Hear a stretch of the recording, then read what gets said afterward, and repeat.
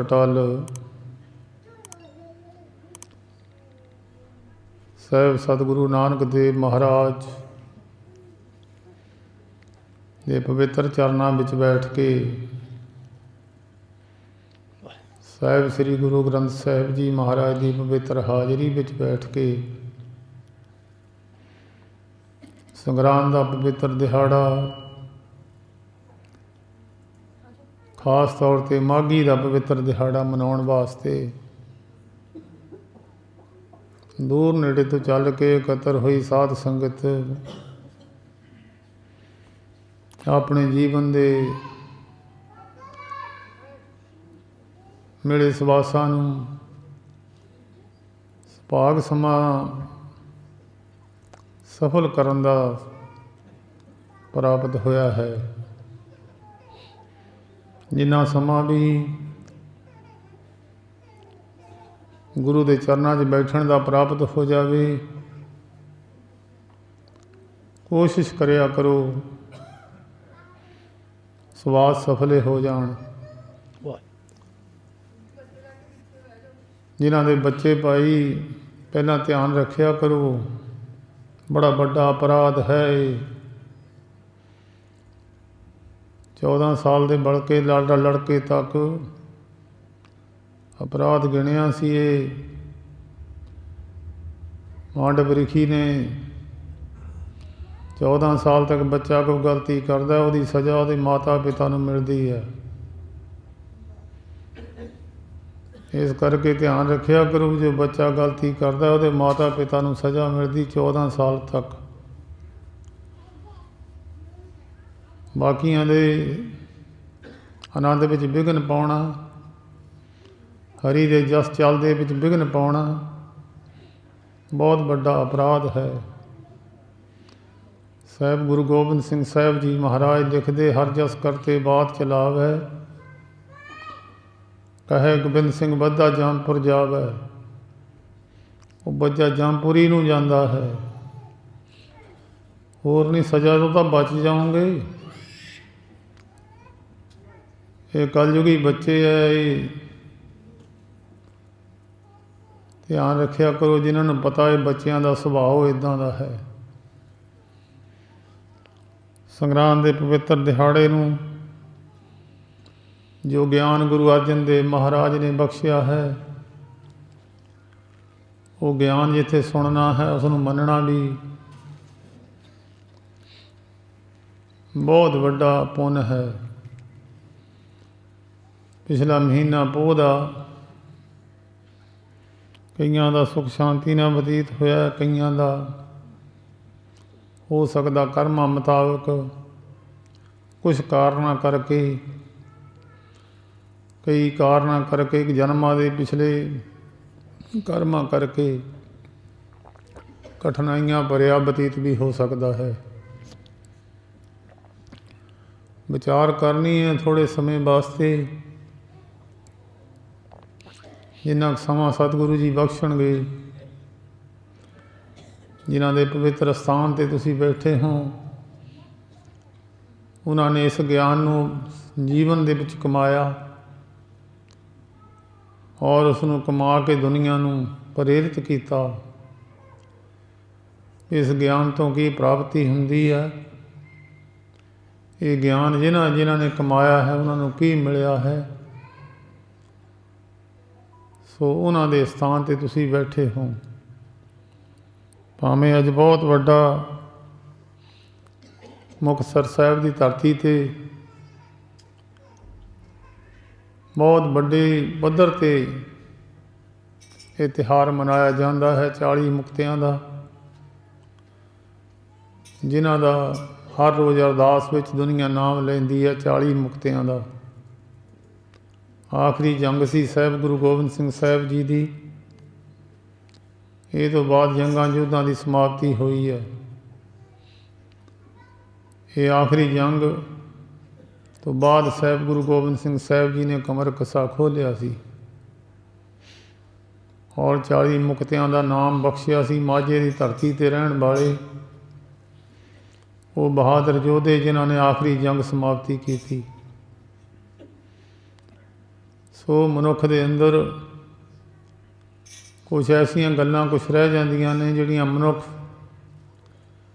ਜੀਵਨ ਭਰ ਲੁਕਾਉਣ ਦੀ ਕੋਸ਼ਿਸ਼ ਕਰਦਾ ਹੈ। ਉਹ ਗੱਲਾਂ ਨੂੰ ਜਾਂ ਤਾਂ ਪਰਮੇਸ਼ਰ ਜਾਣਦਾ ਹੈ ਜਾਂ ਮਨੁੱਖ ਜਾਣਦਾ ਹੈ। ਮਨੁੱਖ ਦਾ ਸੁਭਾਅ ਹੈ ਆਪਣੇ ਕੀਤੇ ਪਾਪ ਕਰਮਾਂ ਨੂੰ ਲੁਕਾਉਣ ਦੀ ਕੋਸ਼ਿਸ਼ ਕਰਨੀ ਹੈ। ਜਿਹੜੇ ਪੁੰਨ ਕਰਮ ਨੇ ਮਨੁੱਖ ਆਪਣੇ ਸੁਭਾਅ ਮੁਤਾਬਕ ਆਪਣੀ ਵਡਿਆਈ ਕੰਨਾਂ ਨਾਲ ਸੁਣਨੀ ਵੀ ਚਾਹੁੰਦਾ ਹੈ ਅਤੇ ਆਪਣੀ ਵਡਿਆਈ ਆਪਣੀ ਰਸਨਾ ਨਾਲ ਵੀ ਕਰਦਾ ਹੈ। ਇਹ ਮਨੁੱਖ ਦਾ ਸੁਭਾਅ ਹੈ। ਜਿਹੜੀ ਚੀਜ਼ ਨੂੰ ਧਰਤੀ ਵਿੱਚ ਡੂੰਘੀ ਦੱਬ ਦਈਏ ਉਹ ਜੰਮ ਜਾਂਦੀ ਹੈ, ਉਹਨੂੰ ਫਿਰ ਅੱਗੇ ਤੋਂ ਅੱਗੇ ਫਲ ਜ਼ਿਆਦਾ ਲੱਗਦਾ, ਉਹਦਾ ਵਧੰਤ ਵਾਧਾ ਹੋ ਜਾਂਦਾ ਹੈ। ਜਿਹੜੀ ਚੀਜ਼ ਜਿਹੜਾ ਬੀਜ ਧਰਤੀ ਤੋਂ ਬਾਹਰ ਸਿੱਟ ਦਈਏ ਉਹ ਜੰਮਦਾ ਨਹੀਂ ਹੈ, ਉਹਨੂੰ ਬੀਜ ਨਹੀਂ ਪੈਂਦੇ। ਮਨੁੱਖ ਦਾ ਸੁਭਾਅ ਹੈ ਆਪਣੇ ਪਾਪ ਕਰਮਾਂ ਨੂੰ ਲੁਕਾਉਣ ਦੀ ਕੋਸ਼ਿਸ਼ ਕਰਨੀ ਹੈ। ਉਹ ਹਰੇਕ ਮਨੁੱਖ ਦਾ ਸੁਭਾਅ ਹੈ। ਮੈਂ ਵੀ ਤੁਹਾਡੇ ਵਿੱਚ ਹਾਂ। ਹਰੇਕ ਮਨੁੱਖ ਆਪਣੇ ਪਰਿਵਾਰ ਤੋਂ, ਆਪਣੇ ਨਗਰ ਨਿਵਾਸੀਆਂ ਤੋਂ, ਆਪਣੇ ਰਿਸ਼ਤੇਦਾਰਾਂ ਤੋਂ ਉਹਨਾਂ ਗੱਲਾਂ ਨੂੰ ਲੁਕਾਉਣ ਦੀ ਕੋਸ਼ਿਸ਼ ਕਰਦਾ ਹੈ। ਗੁਰੂ ਗ੍ਰੰਥ ਸਾਹਿਬ ਜੀ ਦੀ ਪਵਿੱਤਰ ਬਾਣੀ ਦਾ ਫਰਮਾਨ ਹੈ, ਕਬੀਰ ਜੇਤੇ ਕਰਮ ਕੀਏ ਪਾਪ ਕੀਏ ਰਾਖੇ ਤਲੇ ਦੁਹਰਾਏ। ਪਾਪ ਕਰਮ ਕਰਕੇ ਉਹਨਾਂ ਨੂੰ ਡੂੰਘੇ ਦੱਬ ਦਿੰਦਾ, ਪਤਾ ਨਾ ਲੱਗੇ। ਪ੍ਰਗਟ ਪਏ ਨਿਦਾਨ ਜਾਂ ਪੂਛੇ ਧਰਮ ਰਾਏ। ਜਦੋਂ ਧਰਮ ਰਾਜੇ ਦੇ ਸਾਹਮਣਾ ਹੁੰਦਾ ਅਤੇ ਉਹ ਪਾਪ ਕਰਮਾਂ ਦਾ ਪਤਾ ਲੱਗ ਜਾਂਦਾ। ਇਹ ਮਨੁੱਖ ਦਾ ਸੁਭਾਅ ਹੈ, ਇਹਨੂੰ ਲੁਕਾਉਣ ਦੀ ਕੋਸ਼ਿਸ਼ ਕਰਨੀ ਹੈ। ਜਾਂ ਤਾਂ ਫਿਰ ਪਰਮੇਸ਼ਰ ਨਿਰੰਕਾਰ ਮਿਲੇ ਹੋਏ ਉਹਦੇ ਨਾਲ ਮਹਾਂਪੁਰਸ਼ ਉਹ ਦੱਸਦੇ ਆ ਪਾਪ ਕਰਮ। ਇੱਕ ਮਨੁੱਖ ਨੇ ਕਿਸੇ ਸੰਤ ਮਹਾਰਾਜ ਜੀ ਜਿਨ੍ਹਾਂ ਦੇ ਪਵਿੱਤਰ ਸਥਾਨ 'ਤੇ ਬੈਠੇ ਹੋਂ, ਉਹਨਾਂ ਨੂੰ ਕਿਹਾ, ਜੀ ਮਹਾਰਾਜ ਮੇਰਾ ਮਨ ਮਾੜੇ ਪਾਸੇ ਨੂੰ ਬਹੁਤ ਜਾਂਦਾ, ਗਲਤ ਕਰਮਾਂ ਵਾਲੇ ਪਾਸੇ ਨੂੰ ਤੁਰਦਾ ਹੈ। ਉਹਨਾਂ ਮਹਾਂਪੁਰਸ਼ਾਂ ਨੇ ਫਿਰ ਬਚਨ ਕੀਤਾ, ਕਹਿਣ ਲੱਗੇ ਸਾਰੀ ਸੰਗਤ ਬੈਠੀ ਹੈ, ਸਾਰੀ ਸੰਗਤ ਵਿੱਚ ਖੜ੍ਹਾ ਹੋ ਕੇ ਆਪਣਾ ਪਾਪ ਕਰਮ ਦੱਸ ਦੇ, ਖਤਮ ਹੋ ਜਾਊਗਾ। ਜੇ ਸੰਗਤ ਵਿੱਚ ਖੜ੍ਹੇ ਹੋ ਕੇ ਪਾਪ ਕਰਮ ਦੱਸ ਦਈਏ ਪਾਪ ਖਤਮ ਹੋ ਜਾਂਦਾ, ਜੇ ਪੁੰਨ ਦੱਸ ਦਈਏ ਪੁੰਨ ਖਤਮ ਹੋ ਜਾਂਦਾ। ਜਿਹੜੀ ਤੁਸੀਂ ਚੀਜ਼ ਬਾਹਰ ਖਿਲਾਰੋਗੇ ਉਹ ਖਤਮ ਹੋ ਜਾਊਗੀ। ਕਹਿਣ ਲੱਗੇ ਸੰਗਤ ਵਿੱਚ ਖੜ੍ਹਾ ਹੋ ਕੇ ਦੱਸ ਦੇ ਮੇਰਾ ਮਨ ਮਾੜੇ ਪਾਸੇ ਨੂੰ ਜਾਂਦਾ, ਕਹਿੰਦੇ ਪਾਪ ਕਰਮ ਖਤਮ ਹੋ ਜਾਊਗਾ। ਪਰ ਮਨੁੱਖ ਦਾ ਸੁਭਾਅ ਹੈ, ਮਨੁੱਖ ਆਪਣੇ ਪਾਪ ਕਰਮਾਂ ਨੂੰ ਦੱਬ ਦਿੰਦਾ, ਥੱਲੇ ਲੁਕੋ ਕੇ ਰੱਖਦਾ, ਪੁੰਨ ਕਰਮਾਂ ਨੂੰ ਅੱਗੇ ਦੱਸਣ ਦੀ ਕੋਸ਼ਿਸ਼ ਕਰਦਾ, ਚੰਗਾ ਬਣਨ ਦੀ ਕੋਸ਼ਿਸ਼ ਕਰਦਾ। ਬਹੁਤ ਔਖਾ ਹੈ। ਸੰਸਾਰ ਦੇ ਅੰਦਰ ਸਾਰੀ ਸ੍ਰਿਸ਼ਟੀ ਵਿੱਚ ਪਰਮੇਸ਼ਰ ਰਮਿਆ ਹੋਇਆ ਹੈ, ਉਸ ਨੂੰ ਲੱਭਣ ਵਾਸਤੇ ਅਨੇਕਾਂ ਦੁਨੀਆਂ ਨੇ ਕੋਸ਼ਿਸ਼ ਕੀਤੀ ਹੈ, ਪਰ ਗੁਰਬਾਣੀ ਨੇ ਬੜਾ ਔਖਾ ਦੱਸਿਆ ਹੈ। ਰੇਤਾ ਦਾ ਖੰਡ ਭਰਾ ਇੱਕੋ ਜਿਹੇ ਹੁੰਦੇ ਹੈ, ਇਹਨੂੰ ਇਕੱਠਿਆਂ ਨੂੰ ਰਲਾ ਦਈਏ ਅਤੇ ਇਕੱਠੇ ਇਹਨਾਂ ਨੂੰ ਵੱਖਰੇ ਵੱਖਰੇ ਕਰਨਾ ਬੜੀ ਮੁਸ਼ਕਿਲ ਗੱਲ ਹੈ। ਇਹਦਾ ਜ਼ਿਕਰ ਗੁਰਬਾਣੀ ਵਿੱਚ ਦੱਸਿਆ ਹੈ। ਹਰ ਹੈ ਖਾਂਡ ਰੇਤ ਮੈਂ ਬਿਖਰੀ, ਹਸਤੀ ਚੁਣੀ ਨਾ ਜਾਏ। ਜੇ ਕੋਈ ਕਹੇ ਰੇਤੇ ਵਿੱਚੋਂ ਖੰਡ ਨੂੰ ਜੁਦੀ ਕਰ ਲਈਏ, ਬਹੁਤ ਮੁਸ਼ਕਿਲ ਗੱਲ ਹੈ। ਕਹੋ ਕਬੀਰ ਗੁਰ ਭਰੀ ਬਜਾਈ, ਚੀਟੀ ਹੋ ਕੇ ਖਾਏ। ਜਾਂ ਤਾਂ ਵੀ ਕੀੜੀ ਬਣਨਾ ਪਵੇਗਾ, ਕੀੜੀ ਵਾਲੀ ਬਿਰਤੀ ਧਾਰਨ ਕਰਨੀ ਪਵੇਗੀ। ਜੇ ਕੋਈ ਮਨੁੱਖ ਕਹੇ ਮੈਂ ਹਾਥੀ ਵਾਂਗਰ ਉੱਚਾ ਵੀ ਰਹਾਂ, ਵਡਿਆਈ ਵੀ ਆਪਣੀ ਕਰਾਵਾਂ ਅਤੇ ਕਰਾਂ ਵੀ ਸੁਣਾਵਾਂ ਵੀ, ਫਿਰ ਜਿਹੜੀ ਖੰਡ ਹੈ ਰੇਤੇ ਵਿੱਚੋਂ ਚੁਗੀ ਨਹੀਂ ਜਾ ਸਕਦੀ। ਗੁਰੂ ਤਾਂ ਮਨੁੱਖ ਦੇ ਅੰਦਰ ਵੜ ਸਕਦਾ ਹੈ, ਪਰ ਮਨੁੱਖ ਗੁਰੂ ਦੇ ਅੰਦਰ ਨਹੀਂ ਵੜ ਸਕਦਾ। ਇਹਨੂੰ ਗੁਰੂ ਦੇ ਅੰਦਰ ਵੜਨ ਵਾਸਤੇ ਵੀ ਆਪਣੀ ਉਨੀ ਬਰੀਕ ਬੁੱਧੀ ਕਰਨੀ ਪਵੇਗੀ ਜਿੰਨੀ ਬਰੀਕ ਇਹ ਰਸਤਾ ਬਰੀਕ ਹੈ। ਖੰਡੇ ਤਾਰ ਗਲੀ ਅਤੇ ਪੀੜੀ ਉੱਪਰ ਟਿਕੇ ਨ ਪੁਣਹਣਾ ਚਾਲਣ ਸਕੇ ਉੱਪਰ ਕੀੜੀ। ਬਹੁਤ ਬਰੀਕ ਰਸਤਾ ਹੈ, ਉਹਦੇ ਉੱਪਰ ਦੀ ਤੁਰਨਾ ਪੈਂਦਾ ਹੈ। ਇਸ ਕਰਕੇ ਰਾਮਾਨੰਦ ਜੀ, ਜਿਨ੍ਹਾਂ ਦੀ ਬਾਣੀ ਗੁਰੂ ਗ੍ਰੰਥ ਸਾਹਿਬ ਵਿੱਚ ਹੈ, ਉਸ ਵੇਲੇ ਜਿਹੜੇ ਸ਼ੂਦਰ ਲੋਕ ਸਨ ਉਹਨਾਂ ਨੂੰ ਨਾਮ ਨਹੀਂ ਦਿੱਤਾ ਜਾਂਦਾ ਸੀ। ਕਬੀਰ ਸਾਹਿਬ ਨੇ ਰਾਮਾਨੰਦ ਜੀ ਤੋਂ ਕਿਸੇ ਤਰੀਕੇ ਨਾਲ ਨਾਮ ਦੀ ਪ੍ਰਾਪਤੀ ਕਰ ਲਈ। ਨਾਮ ਦੀ ਪ੍ਰਾਪਤੀ ਉਹਨਾਂ ਪੁਰਸ਼ਾਂ ਦੇ ਅੰਦਰ ਨਾਮ ਟਿਕਦਾ ਹੈ ਜਿਨ੍ਹਾਂ ਦੇ ਮਨ ਦੀ ਬਿਰਤੀ, ਜਿੱਦਾਂ ਜਿੱਦਾਂ ਮਨ ਨੀਵਾਂ ਹੁੰਦਾ ਰਹਿੰਦਾ ਉੱਥੇ ਉੱਥੇ ਨਾਮ ਟਿਕਦਾ ਚਲੇ ਜਾਂਦਾ। ਜਿੱਦਾਂ ਜਿੱਦਾਂ ਮਨ ਉੱਚਾ ਹੁੰਦਾ ਰਹਿੰਦਾ ਅਤੇ ਉੱਥੇ ਕੋਈ ਚੀਜ਼ ਟਿਕਦੀ ਨਹੀਂ, ਉਹ ਧੁੱਪ ਨਾਲ ਛੇਤੀ ਟਿੱਬੇ ਸੁੱਕ ਜਾਂਦੇ ਹੈ।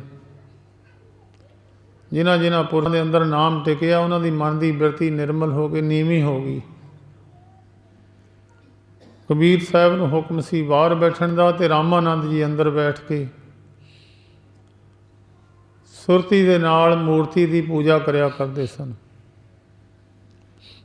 ਜਿਹੜੀ ਭਗਵਾਨ ਦੀ ਮੂਰਤੀ ਸੀ ਉਹਦੇ 'ਤੇ ਮੁਕਟ ਲਾਉਣਾ, ਗਲੇ ਵਿੱਚ ਹਾਰ ਪਾਉਣਾ, ਹੋਰ ਧੂਫ ਵਗੈਰਾ ਸੁਗੰਧੀ ਲਾਉਣੀ, ਇਹ ਰਾਮਾਨੰਦ ਜੀ ਕਰਿਆ ਕਰਦੇ ਸਨ। ਗੁਰੂ ਤਾਂ ਸਿੱਖ ਦੀ ਗੱਲ ਜਾਣਦਾ ਹੈ, ਪਰ ਸਿੱਖ ਗੁਰੂ ਦੇ ਬਰਾਬਰ ਜਿੰਨਾ ਚਿਰ ਨਹੀਂ ਹੁੰਦਾ ਉਹਨਾਂ ਚਿਰ ਗੁਰੂ ਦੀ ਗੱਲ ਨਹੀਂ ਜਾਣਦਾ। ਜਿਹੜਾ ਸਿੱਖ ਹਰ ਹਰ ਜਨ ਦੋ ਏਕ ਹੈ, ਗੁਰੂ ਵਰਗਾ ਹੋ ਜਾਵੇ, ਗੁਰੂ ਦੀ ਮੱਤ ਨੂੰ ਧਾਰਨ ਕਰ ਲਵੇ, ਗੁਰੂ ਦੇ ਕਹੇ ਮੁਤਾਬਕ ਦੁਨੀਆ ਵਿੱਚ ਸੰਸਾਰ ਵਿੱਚ ਚੱਲਣ ਦੀ ਕੋਸ਼ਿਸ਼ ਕਰੇ, ਤਾਂ ਉਹ ਫਿਰ ਹਰ ਹਰ ਜਨ ਦੋ ਏਕ ਹੈ ਬੇਵਿਚਾਰ ਕਛ ਨਾਹੀ। ਜਿਹਦਾ ਨਾ ਬਿਸਰੈ ਨਾਮ ਸੇ ਕਨੇਹਿਆ, ਭੇਦ ਨਾ ਜਾਣੋ ਮੂਲ ਸਾਈਂ ਜਿਹਿਆ। ਉਹ ਬਰਾਬਰੇ ਇੱਕੋ ਜਿਹੇ ਹੁੰਦੇ ਆ। ਕਬੀਰ ਸਾਹਿਬ ਬਾਹਰ ਬਹਿੰਦੇ ਸੀ ਅਤੇ ਰਾਮਾਨੰਦ ਜੀ ਅੰਦਰ ਬਹਿੰਦੇ ਹੁੰਦੇ ਸੀ। ਅੰਦਰ ਬੈਠਿਆਂ ਰਾਮਾਨੰਦ ਜੀ ਸੇਵਾ ਕਰ ਰਹੇ ਹੈ ਮੂਰਤੀ ਦੀ, ਭਗਵਾਨ ਦੀ ਸੇਵਾ ਕਰਦਿਆਂ ਇੱਕ ਮੱਥੇ 'ਤੇ ਮੁਕਟ ਲਾਇਆ ਹੁੰਦਾ, ਤੁਸੀਂ ਦੇਖਿਆ ਹੋਣਾ। ਮੁਕਟ ਥੋੜ੍ਹਾ ਉੱਚਾ ਹੁੰਦਾ। ਫਿਰ ਉਹ ਮੁਕਟ ਲਾਉਣ ਤੋਂ ਪਹਿਲਾਂ ਗਲੇ 'ਚ ਹਾਰ ਪਾ ਦਿੰਦੇ ਸੀ, ਕਿਉਂਕਿ ਮੁਕਟ ਵੱਡਾ ਹੁੰਦਾ, ਹਾਰ ਉਹਦੇ ਵਿੱਚ ਦੀ ਪੈਂਦਾ ਨਹੀਂ ਹੈ। ਗਲਤੀ ਨਾਲ ਰਾਮਾਨੰਦ ਜੀ ਨੇ ਮੁਕਟ ਪਹਿਲਾਂ ਲਾ ਦਿੱਤਾ, ਹਾਰ ਲਾਉਣ ਦਾ ਚੇਤਾ, ਹਾਰ ਪਾਉਣ ਦਾ ਚੇਤਾ ਭੁੱਲ ਗਿਆ। ਬਾਹਰ ਕਬੀਰ ਸਾਹਿਬ ਬੈਠੇ ਆ, ਉਹਨਾਂ ਨੇ ਵੀ ਸੁਰਤੀ ਜੋੜੀ ਹੈ, ਉਹਨਾਂ ਦੀ ਬਿਰਤੀ ਵੀ ਨਿਰਮਲ ਹੈ। ਉਹਨਾਂ ਦੇ ਅੰਦਰ ਗੁਰੂ ਜਾਣ ਦੀ, ਗੁਰੂ ਦੇ ਅੰਦਰ ਜਾਣ ਦੀ ਸਮਰੱਥਾ ਕਬੀਰ ਸਾਹਿਬ ਦੇ ਵਿੱਚ ਬਣੀ ਹੋਈ ਸੀ। ਕਬੀਰ ਸਾਹਿਬ ਅੰਦਰ ਦੇਖ ਰਹੇ ਆ ਗੁਰੂ ਦੀ ਬਿਰਤੀ, ਗੁਰੂ ਕੀ ਕਰ ਰਿਹਾ ਅਤੇ ਗੁਰੂ ਵੀ ਦੇਖ ਰਿਹਾ ਸਿੱਖ ਨੂੰ। ਰਾਮਾਨੰਦ ਜੀ ਦੋ ਚਿੱਤੀ ਵਿੱਚ ਪੈ ਗਏ। ਜੇ ਮੈਂ ਮੁਕਟ ਲਾਉਣਾ ਤਾਂ ਬੇਸਤਕਾਰੀ ਹੁੰਦੀ ਹੈ ਭਗਵਾਨ ਦੀ, ਜੇ ਮੈਂ ਹਾਰ ਨਹੀਂ ਪਾਉਂਦਾ ਤਾਂ ਗੁਰੂ ਦੀ ਸੋਭਾ ਨਹੀਂ ਬਣਦੀ, ਭਗਵਾਨ ਦੀ ਸੋਭਾ ਨਹੀਂ ਬਣਦੀ। ਜਦੋਂ ਦੋ ਚਿੱਤੀ ਵਿੱਚ ਬਹਿ ਗਏ, ਬਾਹਰੋਂ ਕਬੀਰ ਸਾਹਿਬ ਨੇ ਆਵਾਜ਼ ਮਾਰੀ, ਮਹਾਰਾਜ ਹਾਰ ਦੀ ਗੱਠ ਖੋਲ੍ਹ ਕੇ ਪਿਛਲੇ ਪਾਸੇ ਦੀ ਗੱਠ ਦੇ ਦਿਓ। ਰਾਮਾਨੰਦ ਜੀ ਨੇ ਉਸੇ ਵੇਲੇ ਸੁਰਤੀ ਨਾਲ ਹਾਰ ਦੀ ਗੱਠ ਖੋਲ੍ਹੀ, ਪਿਛਲੇ ਪਾਸੇ ਗੱਠ ਦੇ ਦਿੱਤੀ, ਔਰ ਸਿੱਖ ਗੁਰੂ ਦੇ ਅੰਦਰ ਚਲਿਆ ਗਿਆ। ਉਹਦੀ ਬਿਰਤੀ ਉਨੀ ਉੱਚੀ ਹੋ ਗਈ, ਉਹ ਖੰਡ ਰੇਤੇ ਵਿੱਚੋਂ ਚੁਗ ਲਈ ਇੰਨੇ ਬਰੀਕ ਹੋ ਕੇ ਬਰਾਬਰ ਦੀ ਸਮਰੱਥਾ ਪਹੁੰਚ ਗਏ। ਉਹਨਾਂ ਨੇ ਫਿਰ ਕਬੀਰ ਸਾਹਿਬ ਨੂੰ ਆਪਣੇ ਕੋਲ ਬੁਲਾ ਲਿਆ, ਭਈ ਤੂੰ ਇੱਥੇ ਆ ਕੇ ਬਹਿ ਜਾਇਆ ਕਰ। ਜਦੋਂ ਕੋਈ ਸੁਰਾਖ ਛੋਟਾ ਹੋਵੇ ਉਹਦੇ ਵਿੱਚ ਹੀ ਵੱਡੀ ਚੀਜ਼ ਲੰਘਦੀ ਨਹੀਂ ਹੈ। ਇਸੇ ਤਰ੍ਹਾਂ ਸਿੱਖ ਜਦੋਂ ਗਰਭ ਜਿਨ੍ਹਾਂ ਵਡਿਆਈਆਂ ਧਨ ਜੋਬਨ ਆਗਾ, ਜਿਨ੍ਹਾਂ ਨੂੰ ਆਪਣਾ ਧਨ ਦਾ ਜਵਾਨੀ ਦਾ ਪ੍ਰਭਤਾ ਦਾ ਮਾਣ ਹੈ, ਉਹ ਗੁਰੂ ਦੇ ਅੰਦਰ ਨਹੀਂ ਕਦੀ ਵੀ ਵੜ ਸਕਦੇ। ਜਿਹਦੇ ਕੋਲ ਧਨ ਜ਼ਿਆਦੇ ਹੈ ਉਹ ਧਨ ਦੀ ਆਪਣੀ ਬਿਰਤੀ ਲੈ ਕੇ ਗੁਰਦੁਆਰੇ ਆ ਜਾਂਦਾ। ਜਿਹਦੇ ਕੋਲ ਕੋਈ ਰਾਜਨੀਤਿਕ ਸਤਾ ਹੈ ਉਹ ਆਪਣੀ ਸਤਾ ਦਾ ਮਾਣ ਲੈ ਕੇ ਆ ਜਾਂਦਾ। ਤਾਂ ਜਿਹਦੇ ਕੋਲ ਕੋਈ ਪ੍ਰਭਤਾ ਹੈ, ਦੁਨੀਆ ਸਤਿਕਾਰ ਦਿੰਦੀ, ਉਹ ਸਤਿਕਾਰ ਲੈ ਕੇ ਆ ਜਾਂਦਾ। ਇਹ ਗੱਲਾਂ ਫਸ ਜਾਂਦੀਆਂ ਗੁਰੂ ਦੇ ਗਲੇ ਵਿੱਚ, ਅੰਦਰ ਵੜਨਾ ਮੁਸ਼ਕਿਲ ਕਰ ਦਿੰਦੀਆਂ। ਇਹ ਫਿਰ ਜਿਹੜੇ ਅੰਦਰ ਬੜੇ ਆ ਉਹਨਾਂ ਦੇ ਅੰਦਰ ਫਿਰ ਕੋਈ ਗੱਲ ਰਹਿੰਦੀ ਨਹੀਂ ਹੈ। ਜਿਹੜੇ ਰੱਬ ਨਾਲ ਮਿਲੇ ਹੋਏ ਉਹਨਾਂ ਦੀ ਨਿਸ਼ਾਨੀ ਦੱਸੀ ਆ ਕਬੀਰ ਸਾਹਿਬ ਜੀ ਨੇ। ਇੱਕ ਸਲੋਕ ਫਰੀਦ ਸਾਹਿਬ ਜੀ ਦਾ ਗੁਰੂ ਗ੍ਰੰਥ ਸਾਹਿਬ ਜੀ ਦੇ ਵਿੱਚ ਹੈ। ਜਦੋਂ ਜਿਹੜੀ ਵੱਡੀ ਲਾਈਨ ਜਿਹੜੀ ਵੱਡੀ ਰੇਲਵੇ ਲਾਈਨ ਜਾਂਦੀ ਹੈ ਬਰੇਲੀ ਸ਼ਾਹਜਹਾਨਪੁਰ ਨੂੰ, ਇਸ ਰੇਲਵੇ ਲਾਈਨ ਦੇ ਉੱਤੇ ਯੂਪੀ ਦੇ ਇਲਾਕੇ ਵਿੱਚ ਇੱਕ ਕਲੀਅਰ ਛੋਟਾ ਜਿਹਾ ਸਟੇਸ਼ਨ ਹੈ। ਬਹੁਤਾ ਵੱਡਾ ਤਾਂ ਨਹੀਂ, ਬਸ ਛੋਟਾ ਜਿਹਾ ਸਟੇਸ਼ਨ ਹੈ ਕਲੀਅਰ। ਸ਼ਹਿਰ ਤਾਂ ਛੋਟਾ ਹੈ ਪਰ ਉੱਥੇ ਇੱਕ ਮੁਸਲਮਾਨਾਂ ਦਾ ਸਥਾਨ ਹੈ ਬਹੁਤ ਵੱਡਾ, ਉਹਦੀ ਮਾਨਤਾ ਬੜੀ ਵੱਡੀ ਹੈ। ਉਹ ਫਰੀਦ ਸਾਹਿਬ ਜੀ ਦੇ ਭਾਣਜੇ ਦਾ ਸਥਾਨ ਹੈ। ਫਰੀਦ ਸਾਹਿਬ ਜੀ ਬੜੇ, ਜਿਨ੍ਹਾਂ ਦੀ ਬਾਣੀ ਗੁਰੂ ਗ੍ਰੰਥ ਸਾਹਿਬ ਵਿੱਚ ਹੈ, ਪਰਮੇਸ਼ਰ ਸਰੂਪ ਹੋਏ। ਜਿਹੜੇ ਪਰਮੇਸ਼ਰ ਸਰੂਪ ਹੋ ਜਾਂਦੇ ਆ ਉਹਨਾਂ ਦੇ ਨੇੜੇ ਰਹਿਣ ਵਾਲਿਆਂ 'ਤੇ ਵੀ ਜਿੱਦਾਂ ਸੂਰਜ ਦੀ ਚਮਕ ਦਮਕ ਪੈ ਕੇ ਸੂਰਜ ਦੇ ਕਈ ਤੱਤ ਫਸਲਾਂ ਨੂੰ ਮਿਲਦੇ ਆ, ਮਨੁੱਖਾਂ ਨੂੰ ਮਿਲਦੇ ਆ, ਪਸ਼ੂਆਂ ਨੂੰ ਮਿਲਦੇ ਆ, ਇਸ ਤਰ੍ਹਾਂ ਨਾਮ ਜਪਣ ਵਾਲੇ ਪੁਰਖਾਂ ਦੇ ਨੇੜੇ ਰਹਿਣ ਦਾ ਪ੍ਰਭਾਵ ਉਹਨਾਂ ਦੇ ਨੇੜੇ ਰਹਿਣ ਵਾਲੇ ਪਸ਼ੂਆਂ 'ਤੇ, ਸੇਵਕਾਂ 'ਤੇ, ਧਰਤੀ 'ਤੇ ਪੈਂਦਾ।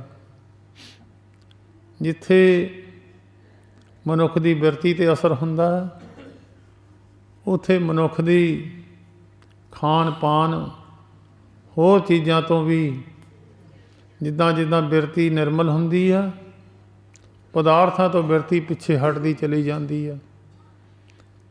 ਇੱਕ ਪਾਸੇ ਨੂੰ ਹੋਣੀ ਹੈ ਬਿਰਤੀ, ਜਾਂ ਪਦਾਰਥਾਂ ਦਾ ਸਵਾਦ ਜਾਂ ਫਿਰ ਨਾਮ ਦਾ ਸਵਾਦ। ਬਾਬਾ ਫਰੀਦ ਸਾਹਿਬ ਜੀ ਦਾ ਭਾਣਜਾ ਸੀ ਸਾਬਰੀ। ਉਹਨਾਂ ਦੀ ਭੈਣ ਕਹਿਣ ਲੱਗੀ, ਭਰਾਵਾ ਸਿਹਤ ਮੁੰਡੇ ਦੀ ਥੋੜ੍ਹਾ ਜਿਹਾ ਕਮਜ਼ੋਰ ਹੈ, ਇੱਥੇ ਰੱਖ ਲੈ, ਤੇਰੇ ਪਦਾਰਥ ਬਹੁਤ ਹੈ, ਇੱਥੇ ਛਕ ਲਿਆ ਕਰੂਗਾ, ਨਾਲੇ ਤਕੜਾ ਹੋ ਜਾਊਗਾ, ਸੇਵਾ ਕਰ ਲਿਆ ਕਰੂਗਾ। ਫਰੀਦ ਸਾਹਿਬ ਕਹਿਣਗੇ ਠੀਕ ਹੈ। ਆਪਣੇ ਭਾਣਜੇ ਨੂੰ ਕਹਿਣ ਲੱਗੇ, ਚੱਲ ਕਾਕਾ, ਚੱਲ ਤੂੰ ਲੰਗਰ ਵਰਤਾ। ਉਹ ਲੰਗਰ ਵਰਤਾਉਂਦਾ ਰਿਹਾ। ਜਾਂ ਮਹੀਨੇ ਕੁ ਬਾਅਦ ਉਹਦੀ ਮਾਤਾ ਆਈ, ਦੇਖਿਆ ਫਿਰ ਸਰੀਰ ਅੱਗੇ ਨਾਲੋਂ ਵੀ ਜ਼ਿਆਦਾ ਡਾਊਨ ਹੋ ਗਿਆ। ਫਰੀਦ ਸਾਹਿਬ ਨੂੰ ਕਹਿੰਦੀ, ਭਰਾਵਾ ਇਹ ਤਾਂ ਮੈਂ ਛੱਡ ਕੇ ਗਈ ਸੀ ਤਕੜਾ ਹੋਣ ਨੂੰ, ਇਹ ਤਾਂ ਅੱਗੇ ਨਾਲ ਵੀ ਮਾੜਾ ਹੋ ਗਿਆ। ਉਹਨੇ ਸੱਦਿਆ ਉਹਨੂੰ, ਕਹਿੰਦੇ ਤੂੰ ਰੋਟੀ ਖਾਂਦਾ ਨਹੀਂ ਹੁੰਦਾ? ਉਹ ਮੋਹਰਿਓਂ ਬੋਲਿਆ, ਜੀ ਕਹਿੰਦਾ ਰੋਟੀ ਤਾਂ ਤੁਸੀਂ ਮੈਨੂੰ ਖਾਣ ਨੂੰ ਕਿਹਾ ਹੀ ਨਹੀਂ ਸੀ, ਤੁਸੀਂ ਕਿ ਲੰਗਰ ਵਰਤਾ, ਮੈਂ ਤਾਂ ਉਦਣ ਦਾ ਵਰਤਾਈ ਜਾਂਦਾ। ਕਹਿੰਦੇ ਤੂੰ ਆਪਣਾ ਹਿੱਸਾ ਕੱਢ ਕੇ ਰੱਖ ਲਿਆ ਕਰ। ਫਿਰ ਥੋੜ੍ਹੇ ਚਿਰ ਬਾਅਦ ਫਿਰ ਆਏ, ਉਹਦੀ ਮਾਤਾ ਦੇਖਿਆ ਵੀ ਅੱਗੇ ਨਾਲੋਂ ਵੀ ਸਿਹਤ ਚੰਗੀ ਨਹੀਂ ਹੈ। ਫਿਰ ਫਰੀਦ ਸਾਹਿਬ ਜੀ ਨੂੰ ਪੁੱਛਿਆ, ਉਹਨੂੰ ਪੁੱਛਿਆ ਵੀ ਤੂੰ ਆਪਣਾ ਹਿੱਸਾ ਕੱਢਦਾ ਨਹੀਂ ਹੁੰਦਾ? ਉਹ ਕਹਿੰਦਾ ਜੀ ਤੁਸੀਂ ਕੱਢ ਕੇ ਰੱਖਣ ਨੂੰ ਕਿਹਾ ਸੀ, ਖਾਣ ਨੂੰ ਤਾਂ ਕਿਹਾ ਹੀ ਨਹੀਂ ਸੀ। ਫਿਰ ਬਾਬਾ ਫਰੀਦ ਸਾਹਿਬ ਨੇ ਇੱਕ ਸਲੋਕ ਲਿਖਿਆ, ਸਬਰ ਅੰਦਰ ਸਾਬਰੀ, ਤਨ ਏਵੇਂ ਜਾਲੇਣ, ਹੁਣ ਨਜ਼ੀਕ ਖੁਦਾਏ ਦੇ ਭੇਤ ਨਾ ਕਿਸੇ ਦੇਣ। ਇਹ ਰੱਬ ਦੇ ਨੇੜੇ ਰਹਿਣ ਵਾਲਿਆਂ ਦੀ ਨਿਸ਼ਾਨੀ ਹੈ। ਜੋ ਪੂਰੇ ਗੁਰੂ ਨੇ ਬਚਨ ਕਰ ਦਿੱਤਾ, ਗੁਰੂ ਦੇ ਬਚਨ 'ਤੇ ਪਹਿਰਾ ਦੇ ਦੇਣਾ, ਪਦਾਰਥਾਂ ਵੱਲ ਨੂੰ ਧਿਆਨ ਨਹੀਂ ਕਰਨਾ, ਇਹ ਇੱਕ ਨੇੜੇ ਰੱਬ ਦੇ ਨੇੜੇ ਰਹਿਣ ਵਾਲਿਆਂ ਦੀ ਨਿਸ਼ਾਨੀ ਹੈ। ਜਿਨ੍ਹਾਂ ਮਨੁੱਖਾਂ ਦੇ ਅੰਦਰ ਕੋਈ ਨਾ ਕੋਈ ਗੱਲ ਰਹਿ ਜਾਂਦੀ, ਛੁਪਾ ਕੇ ਰੱਖ ਲੈਂਦੇ ਆ, ਉਹ ਫਿਰ ਗੁਰੂ ਦੇ ਅੰਦਰ ਨਹੀਂ ਵੜਦੇ, ਕਿਉਂਕਿ ਉਹ ਫਿਰ ਥੋੜ੍ਹੇ ਆਪਣੇ ਅੰਦਰ ਪਾਪ ਕਰਮ ਲੁਕੋ ਕੇ ਰੱਖਿਆ ਹੋਇਆ ਹੈ, ਉਹ ਪ੍ਰਗਟ ਹੋਣ ਤੋਂ ਡਰਦੇ ਆ। ਉਹਨੂੰ ਕਹਿੰਦੇ ਅੰਦਰ ਦਾ ਪਾਲਾ। ਪੋਖ ਤਖਾਰ ਨਾ ਵਿਆਪੇ, ਕੰਠ ਮਿਲਿਆ ਹਰ ਨਾਹੁ। ਉਹ ਅੰਦਰ ਦਾ ਪਾਲਾ ਹੀ ਮਾਰੀ ਜਾਂਦਾ। ਜੇ ਕੋਈ ਦੱਸ ਦਿੰਦਾ ਤਾਂ ਉਹਦੇ ਨਾਲ ਬੈਰ ਕਰਨ ਲੱਗ ਜਾਂਦੇ, ਜੇ ਪਤਾ ਲੱਗ ਜਾਵੇ ਤਾਂ ਹੋਰ ਬੈਰ ਦੀ ਬਿਰਤੀ ਧਾਰਨ ਕਰ ਜਾਂਦੇ ਆ। ਇਹ ਬਿਰਤੀ ਨੂੰ ਉੱਚਾ ਚੱਕਣ ਵਾਸਤੇ, ਅੰਦਰੋਂ ਪਾਪ ਕਰਮ ਦੀ ਬਿਰਤੀ ਨੂੰ ਕੱਢਣ ਵਾਸਤੇ ਕਹਿੰਦੇ ਜਿੰਨਾ ਚਿਰ ਪਰਮੇਸ਼ਰ ਦੇ ਗਲੇ ਨਾਲ ਨਹੀਂ ਰਲਦਾ ਉਨਾ ਚਿਰ ਅੰਦਰੋਂ ਇਹ ਗੱਲ ਨਿਕਲਦੀ ਨਹੀਂ ਹੈ। ਕੰਠ ਮਿਲਿਆ ਹਰ ਨਾਹੁ। ਗਲੇ ਦੇ ਅੰਦਰ ਦੀ ਚੀਜ਼ ਲੰਘੂਗੀ।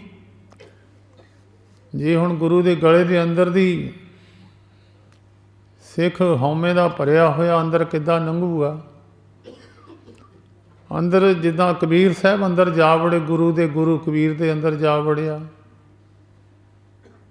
ਤਾਂ ਉਹਦੇ ਬਰਾਬਰ ਹੋ ਕੇ ਫਿਰ ਅੰਦਰ ਦਾ ਪਾਪ ਕਰਮ ਨਹੀਂ ਰਹਿੰਦਾ। ਕੰਠ ਮਿਲਿਆ ਹਰ ਨਾਹੁ। ਗਲੇ ਨਾਲ ਉਹਦੇ ਨਾਲ ਹੀ ਮਿਲਦੇ ਜਿੰਨਾ ਜ਼ਿਆਦਾ ਪ੍ਰੇਮ ਹੁੰਦਾ। ਗਲੇ ਨਾਲ ਗਾਉਂਦਾ ਵੀ ਮਨੁੱਖ ਉਹਨੂੰ ਹੀ ਆ, ਉਹਨੂੰ ਚੇਤੇ ਵੀ ਉਹਨੂੰ ਗਲੇ ਨਾਲ ਹੀ ਕਰਦਾ। ਜ਼ਿਆਦਾ ਪ੍ਰੇਮ ਕਰਕੇ ਮਿਲਦਾ ਵੀ ਗਲੇ, ਆਮ ਤੌਰ 'ਤੇ ਗਲੇ ਲੱਗ ਕੇ ਮਿਲਣਾ ਉਹਨੂੰ ਮਿਲਦੇ ਜਿੰਨਾ ਜ਼ਿਆਦਾ ਪ੍ਰੇਮ ਹੋਵੇ। ਮਨ ਵੇਦਿਆ ਚਰਨਾਰ ਵੇਦ ਦਰਸ਼ਨ ਲਗੜਾ ਸਾਹੋ। ਮਨ ਪਰਮੇਸ਼ਰ ਦੇ ਚਰਨਾਂ ਨਾਲ ਜੁੜਿਆ ਰਹਿਣਾ, ਦਰਸ਼ਨਾਂ ਦੀ ਇੱਛਾ ਬਣੀ ਰਹਿਣੀ। ਜਿੱਦਾਂ ਬਾਬਾ ਰਵਿਦਾਸ ਜੀ ਨੂੰ, ਭਗਤ ਰਵਿਦਾਸ ਜੀ ਨੂੰ ਦਰਸ਼ਨ ਤਾਂ ਕਿਤੇ ਪਹਿਲਾਂ ਵੀ ਹੋਏ ਹੋਣਗੇ। ਕਹਿ ਰਵਿਦਾਸ ਆਸ ਲਗ ਜੀਵੋਂ ਚਿਰ ਪਇਓ ਦਰਸ਼ਨ ਦੇਖੇ। ਦਰਸ਼ਨ ਤਾਂ ਪਹਿਲਾਂ ਵੀ ਹੋਏ ਹੋਣਗੇ, ਫਿਰ ਇੱਛਾ ਲਾ ਕੇ ਦਰਸ਼ਨਾਂ ਦੀ ਬੈਠ ਗਏ। ਤਾਂ ਫਿਰ ਐਸੀ ਬਿਰਤੀ ਨੂੰ ਧਾਰਨ ਕਰਨ ਵਾਸਤੇ, ਐਸੇ ਅੰਦਰੋਂ ਪਾਪ ਕਰਮਾਂ ਦੀ ਬਿਰਤੀ ਨੂੰ ਕੱਢਣ ਵਾਸਤੇ ਤਰੀਕਾ ਦੱਸਿਆ ਪੰਜਵੇਂ ਪਾਤਸ਼ਾਹ ਜੀ ਮਹਾਰਾਜ ਨੇ। ਕਹਿੰਦੇ ਇੱਥੇ ਅਵਸਥਾ 'ਤੇ ਪਹੁੰਚਣਾ ਹੋਵੇ ਜਿੱਦਾਂ ਕੋਈ ਮਨੁੱਖ ਸਰੀਰ ਦੇ ਅੰਗਾਂ 'ਤੇ ਮੈਲ ਲੱਗੀ ਆ, ਪਾਣੀ ਨਾਲ ਧੋਤੀ ਜਾਂਦੀ ਹੈ। ਮਿੱਟੀ ਹੱਥ ਪੈਰ ਲੱਗੇ ਹੋਣ, ਮੂੰਹ 'ਤੇ ਲੱਗੀ ਆ, ਉਹ ਮਿੱਟੀ ਨਾਲ ਹੀ ਧੋਤੀ ਜਾਂਦੀ ਆ। ਸਰੀਰ 'ਤੇ ਸਾਬਣ ਲਾਉਣਾ ਨਹੀਂ ਦੱਸਿਆ, ਮਿੱਟੀ ਨਾਲ ਹੀ ਲੈ ਜਾਂਦੀ ਆ। ਪਰ ਇਹ ਹੱਥ ਪੈਰ ਤਨ ਦੇ ਪਾਣੀ ਧੋਤੇ ਉਤਰ ਸੁਖੇ। ਪਾਣੀ ਲਾਓ, ਸਰੀਰ ਤੋਂ ਮੈਲ ਉਤਰ ਜਾਂਦੀ ਜਾਵੇ। ਉਹਨੂੰ ਸਾਬਣ ਦੀ ਜ਼ਰੂਰਤ ਹੈ। ਸਰੀਰ ਨੂੰ ਸਾਬਣ ਨਹੀਂ ਦੱਸਿਆ ਗੁਰਬਾਣੀ ਵਿੱਚ ਕਿਤੇ ਵੀ। ਸਾਬਣ ਦੱਸਿਆ ਤਾਂ ਕੇਵਲ ਕੱਪੜੇ ਨੂੰ ਹੀ ਦੱਸਿਆ। ਕੋਈ ਸਾਬਣ ਸਰੀਰ ਨੂੰ ਲਾਈ ਜਾਵੇ ਉਹ ਵੱਖਰੀ ਗੱਲ ਹੈ, ਪਰ ਸਾਬਣ ਸਰੀਰ ਨੂੰ ਦੱਸਿਆ ਨਹੀਂ ਹੈ। ਮੂਤ ਪਲੀਤੀ ਕੱਪੜ ਹੋਏ ਦੇ ਸਾਬੁਣ ਲਈਏ ਉਹ ਧੋਏ। ਜੇ ਗੰਦਗੀ ਭਰ ਗਈ ਆ ਕੱਪੜੇ 'ਤੇ, ਉਹਨੂੰ ਸਾਬਣ ਦੀ ਜ਼ਰੂਰਤ ਹੈ। ਸਰੀਰ ਤਾਂ ਮਿੱਟੀ ਪਾਣੀ ਨਾਲ ਉਤਰ ਜਾਣੀ ਹੈ। ਸਰੀਰ ਦੇ ਅੰਗਾਂ ਤੋਂ ਮਿੱਟੀ ਲਾਉਣ ਵਾਸਤੇ ਜਿੱਦਾਂ ਪਾਣੀ ਦੀ ਜ਼ਰੂਰਤ ਹੈ, ਇੱਦਾਂ ਹੀ ਸਾਰੇ ਅੰਗਾਂ 'ਤੇ ਗੰਦਗੀ ਭਰੀ ਹੋਈ ਹੈ। ਅੱਖਾਂ ਮੈਲਾ ਦੇਖਦੀਆਂ। ਜੇ ਮਨ ਦੀ ਬਿਰਤੀ ਅੰਦਰ ਮੈਲੀ ਆ ਤਾਂ ਅੱਖਾਂ ਵੀ ਮੈਲਾ ਹੀ ਦੇਖਦੀਆਂ। ਕਿ ਮਨ ਮੈਲੇ ਸਭ ਕੁਛ ਮੈਲਾ, ਤਾਂ ਧੋਤੇ ਮਨ ਹੱਛਾ ਨਾ ਹੋਏ। ਆਮ ਗੱਲ ਚੱਲਦੀ ਹੁੰਦੀ, ਕਹਿੰਦੇ ਨਿਕੰਮਾ, ਇਹਦੀ ਸੋਚ ਬੰਦੇ ਦੀ ਨਿਕੰਮੀ ਆ, ਇਹਦੀ ਬਿਰਤੀ ਮਾੜੀ ਆ। ਜਿਹੜਾ ਬੰਦਾ ਮਾੜਾ ਉਹਦੀ ਸੋਚਣੀ ਵੀ ਮਾੜੀ ਆ, ਦੇਖਣੀ ਵੀ ਮਾੜੀ ਆ। ਉਹ ਮਾੜਿਆਂ ਬੰਦਿਆਂ ਜਾ ਕੇ ਬਹਿੰਦਾ। ਜਿਹੜੇ ਚੰਗੇ ਬੰਦੇ ਆ ਉਹਨਾਂ ਚੰਗਿਆਂ ਕੋਲ ਚੰਗਿਆਂ ਨੇ ਜਾ ਕੇ ਬਹਿਣਾ, ਮਾੜਿਆਂ ਕੋਲ ਮਾੜਿਆਂ ਨੇ ਜਾ ਕੇ ਬਹਿਣਾ। ਜਿਨਕੇ ਚਿੱਤ ਕਠੋਰ ਹੈ ਸੇ ਬਹਿ ਨ ਸਤਿਗੁਰ ਪਾਸ। ਉਥੇ ਸੱਚ ਵਰਤਦਾ ਕੁੜਿਆਰਾਂ ਚਿੱਤ ਉਦਾਸ। ਓਏ ਬਲ ਛਲ ਕਰ ਝੱਤ ਕੱਢਦੇ ਫਿਰ ਜਾਏ ਬਹਿ ਕੁੜਿਆਰਾਂ ਪਾਸ। ਸਰੀਰ ਦੇ ਤਨ ਦੀ ਮੈਲ ਮਿੱਟੀ ਪਾਣੀ ਨਾਲ ਉਤਰ ਜਾਂਦੀ ਹੈ, ਪਰ ਤਨ ਦੀ ਮੈਲ ਤਾਂ ਸੌਖੀ ਹੈ, ਪਾਣੀ ਨਾਲ ਉਤਰ ਜੂਗੀ। ਮਨ ਦੀ ਮੈਲ ਲਾਉਣੀ ਬੜੀ ਔਖੀ ਹੈ। ਮਨ ਦੀ ਮੈਲ ਲਾ ਦਿਓ, ਸਰੀਰ ਦੇ ਸਾਰੇ ਅੰਗਾਂ ਦੀ ਮੈਲ ਲੈ ਜੂਗੀ। ਜਿਹਦਾ ਮਨ ਪਵਿੱਤਰ ਹੋ ਗਿਆ, ਉਹਦੀ ਦੇਖਣੀ ਪਵਿੱਤਰ ਹੈ, ਉਹਦੀ ਸੋਚ ਪਵਿੱਤਰ ਹੈ, ਉਹ ਸਾਰਾ ਕੁਛ ਉਹਦੇ ਕਰਮ ਪਵਿੱਤਰ ਹੈ। ਕਿਉਂਕਿ ਮਨ ਦੀ ਸੋਚ ਨਾਲੇ ਕਰਮ ਬਣਦੇ ਆ। ਮਨ ਦੇ ਸੋਚ ਨਾਲੇ ਚੋਰ ਹੈ, ਮਨ ਦੀ ਸੋਚ ਨਾਲੇ ਸਾਧੂ ਹੈ। ਜਦੋਂ ਮਨ ਦੀ ਸੋਚ ਬਦਲ ਜਾਂਦੀ ਹੈ, ਅੱਖਾਂ ਦੀ ਦੇਖਣੀ ਬਦਲ ਜਾਂਦੀ ਹੈ। ਮਨ ਦੀ ਸੋਚ ਬਦਲ ਜਾਂਦੀ, ਕੰਨਾਂ ਦਾ ਸੁਣਨੇ ਦਾ ਵਿਸ਼ਾ ਬਦਲ ਜਾਂਦਾ। ਜਦ ਮਨ ਦੀ ਸੋਚ ਬਦਲ ਜਾਂਦੀ ਹੈ, ਹੱਥਾਂ ਪੈਰਾਂ ਦੇ ਕਰਮ ਬਦਲ ਜਾਂਦੇ। ਇਹ 3 ਤਰ੍ਹਾਂ ਦੇ ਕਰਮ ਮਨੁੱਖ ਕਰਦਾ।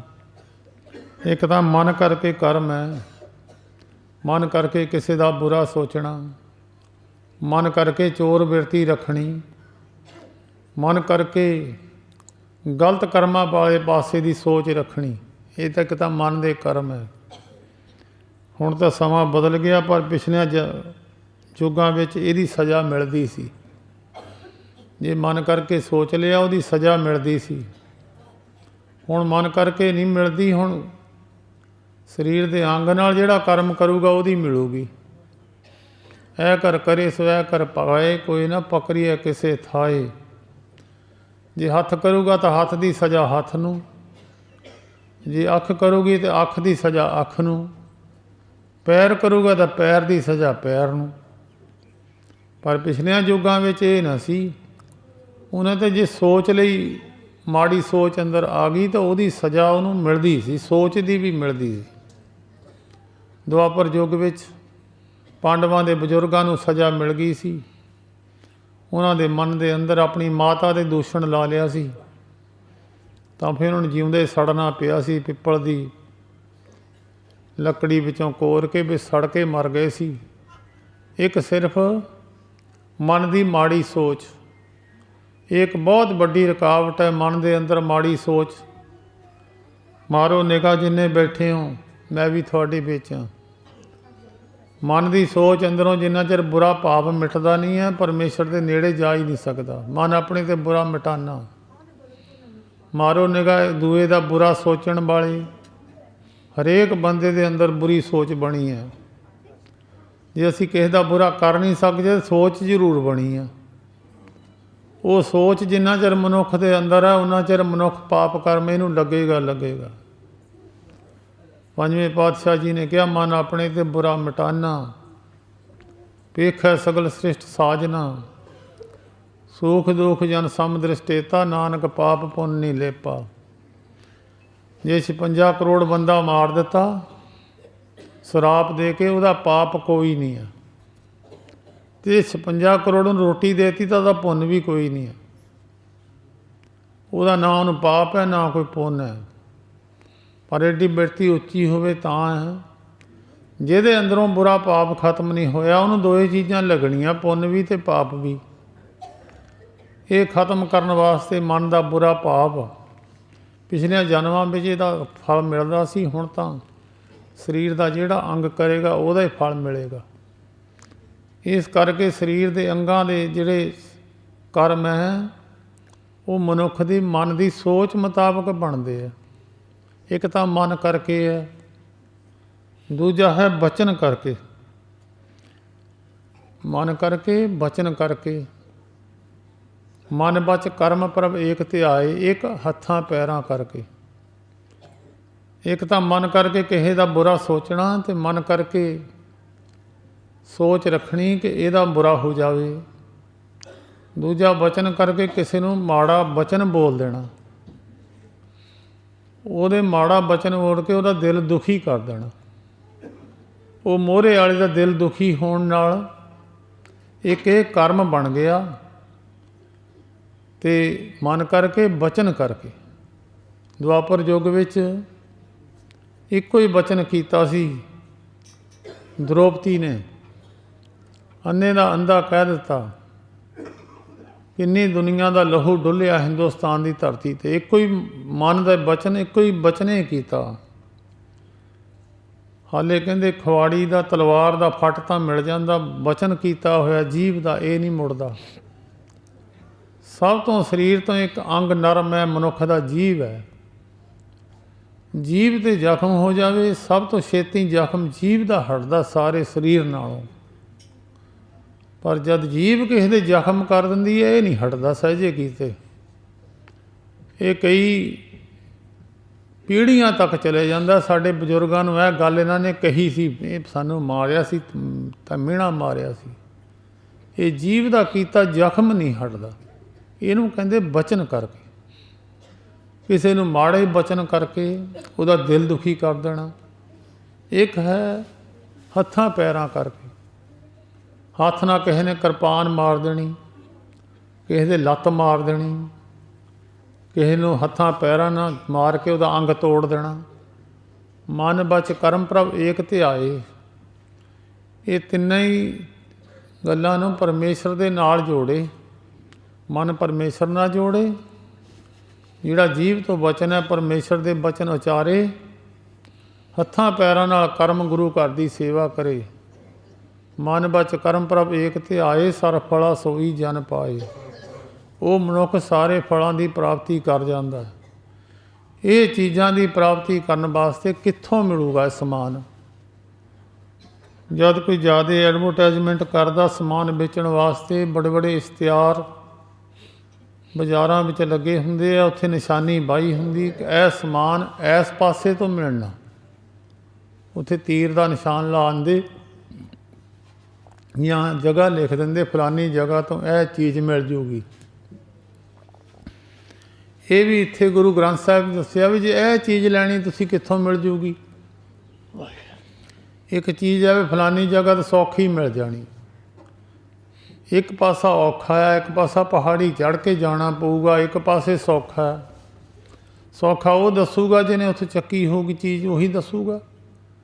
ਵੇਦਾਂ ਸ਼ਾਸਤਰਾਂ ਗ੍ਰੰਥਾਂ ਵਿੱਚ ਮਹਾਤਮਾ ਲੋਕਾਂ ਨੇ ਜਿੱਥੋਂ ਜਿੱਥੋਂ ਉਹਨਾਂ ਨੂੰ ਪ੍ਰਾਪਤੀ ਹੋਈ ਨੇ ਦੱਸ ਦਿੱਤਾ ਵੀ ਇਹ ਫਲਾਨੀ ਜਗ੍ਹਾ ਤੋਂ ਮਿਲ ਜੂਗੀ। ਇਹ ਤਾਂ ਫਿਰ ਸਭ ਤੋਂ ਸੌਖੀ ਚੀਜ਼ ਦੱਸੀ ਆ ਗੁਰੂ ਅਰਜਨ ਦੇਵ ਮਹਾਰਾਜ ਨੇ ਵੀ ਜੇ ਤੁਹਾਨੂੰ ਇਹਨਾਂ ਚੀਜ਼ਾਂ ਦੀ ਜ਼ਰੂਰਤ ਹੈ, ਤੁਸੀਂ ਆਪਣੀ ਮਨ ਬਿਰਤੀ ਨੂੰ ਸ਼ੁੱਧ ਕਰਨਾ ਚਾਹੁੰਦੇ ਆ, ਮਨ ਦੀ ਬਿਰਤੀ ਜਾਂ ਅੰਗਾਂ ਦੀ ਜੋ ਕਰਮ ਹੈ ਉਹਨਾਂ ਨੂੰ ਸੁਧਾਰਨਾ ਚਾਹੁੰਦੇ ਆ, ਤਾਂ ਇੱਕ ਕਰਮ ਕਰੋ। ਮਾਘ ਦੇ ਮਹੀਨੇ ਦਾ ਇਸ਼ਨਾਨ ਹਿੰਦੂ ਧਰਮ ਦੇ ਅੰਦਰ ਬੜੀ ਮਹਾਨਤਾ ਗਿਣੀ ਆ।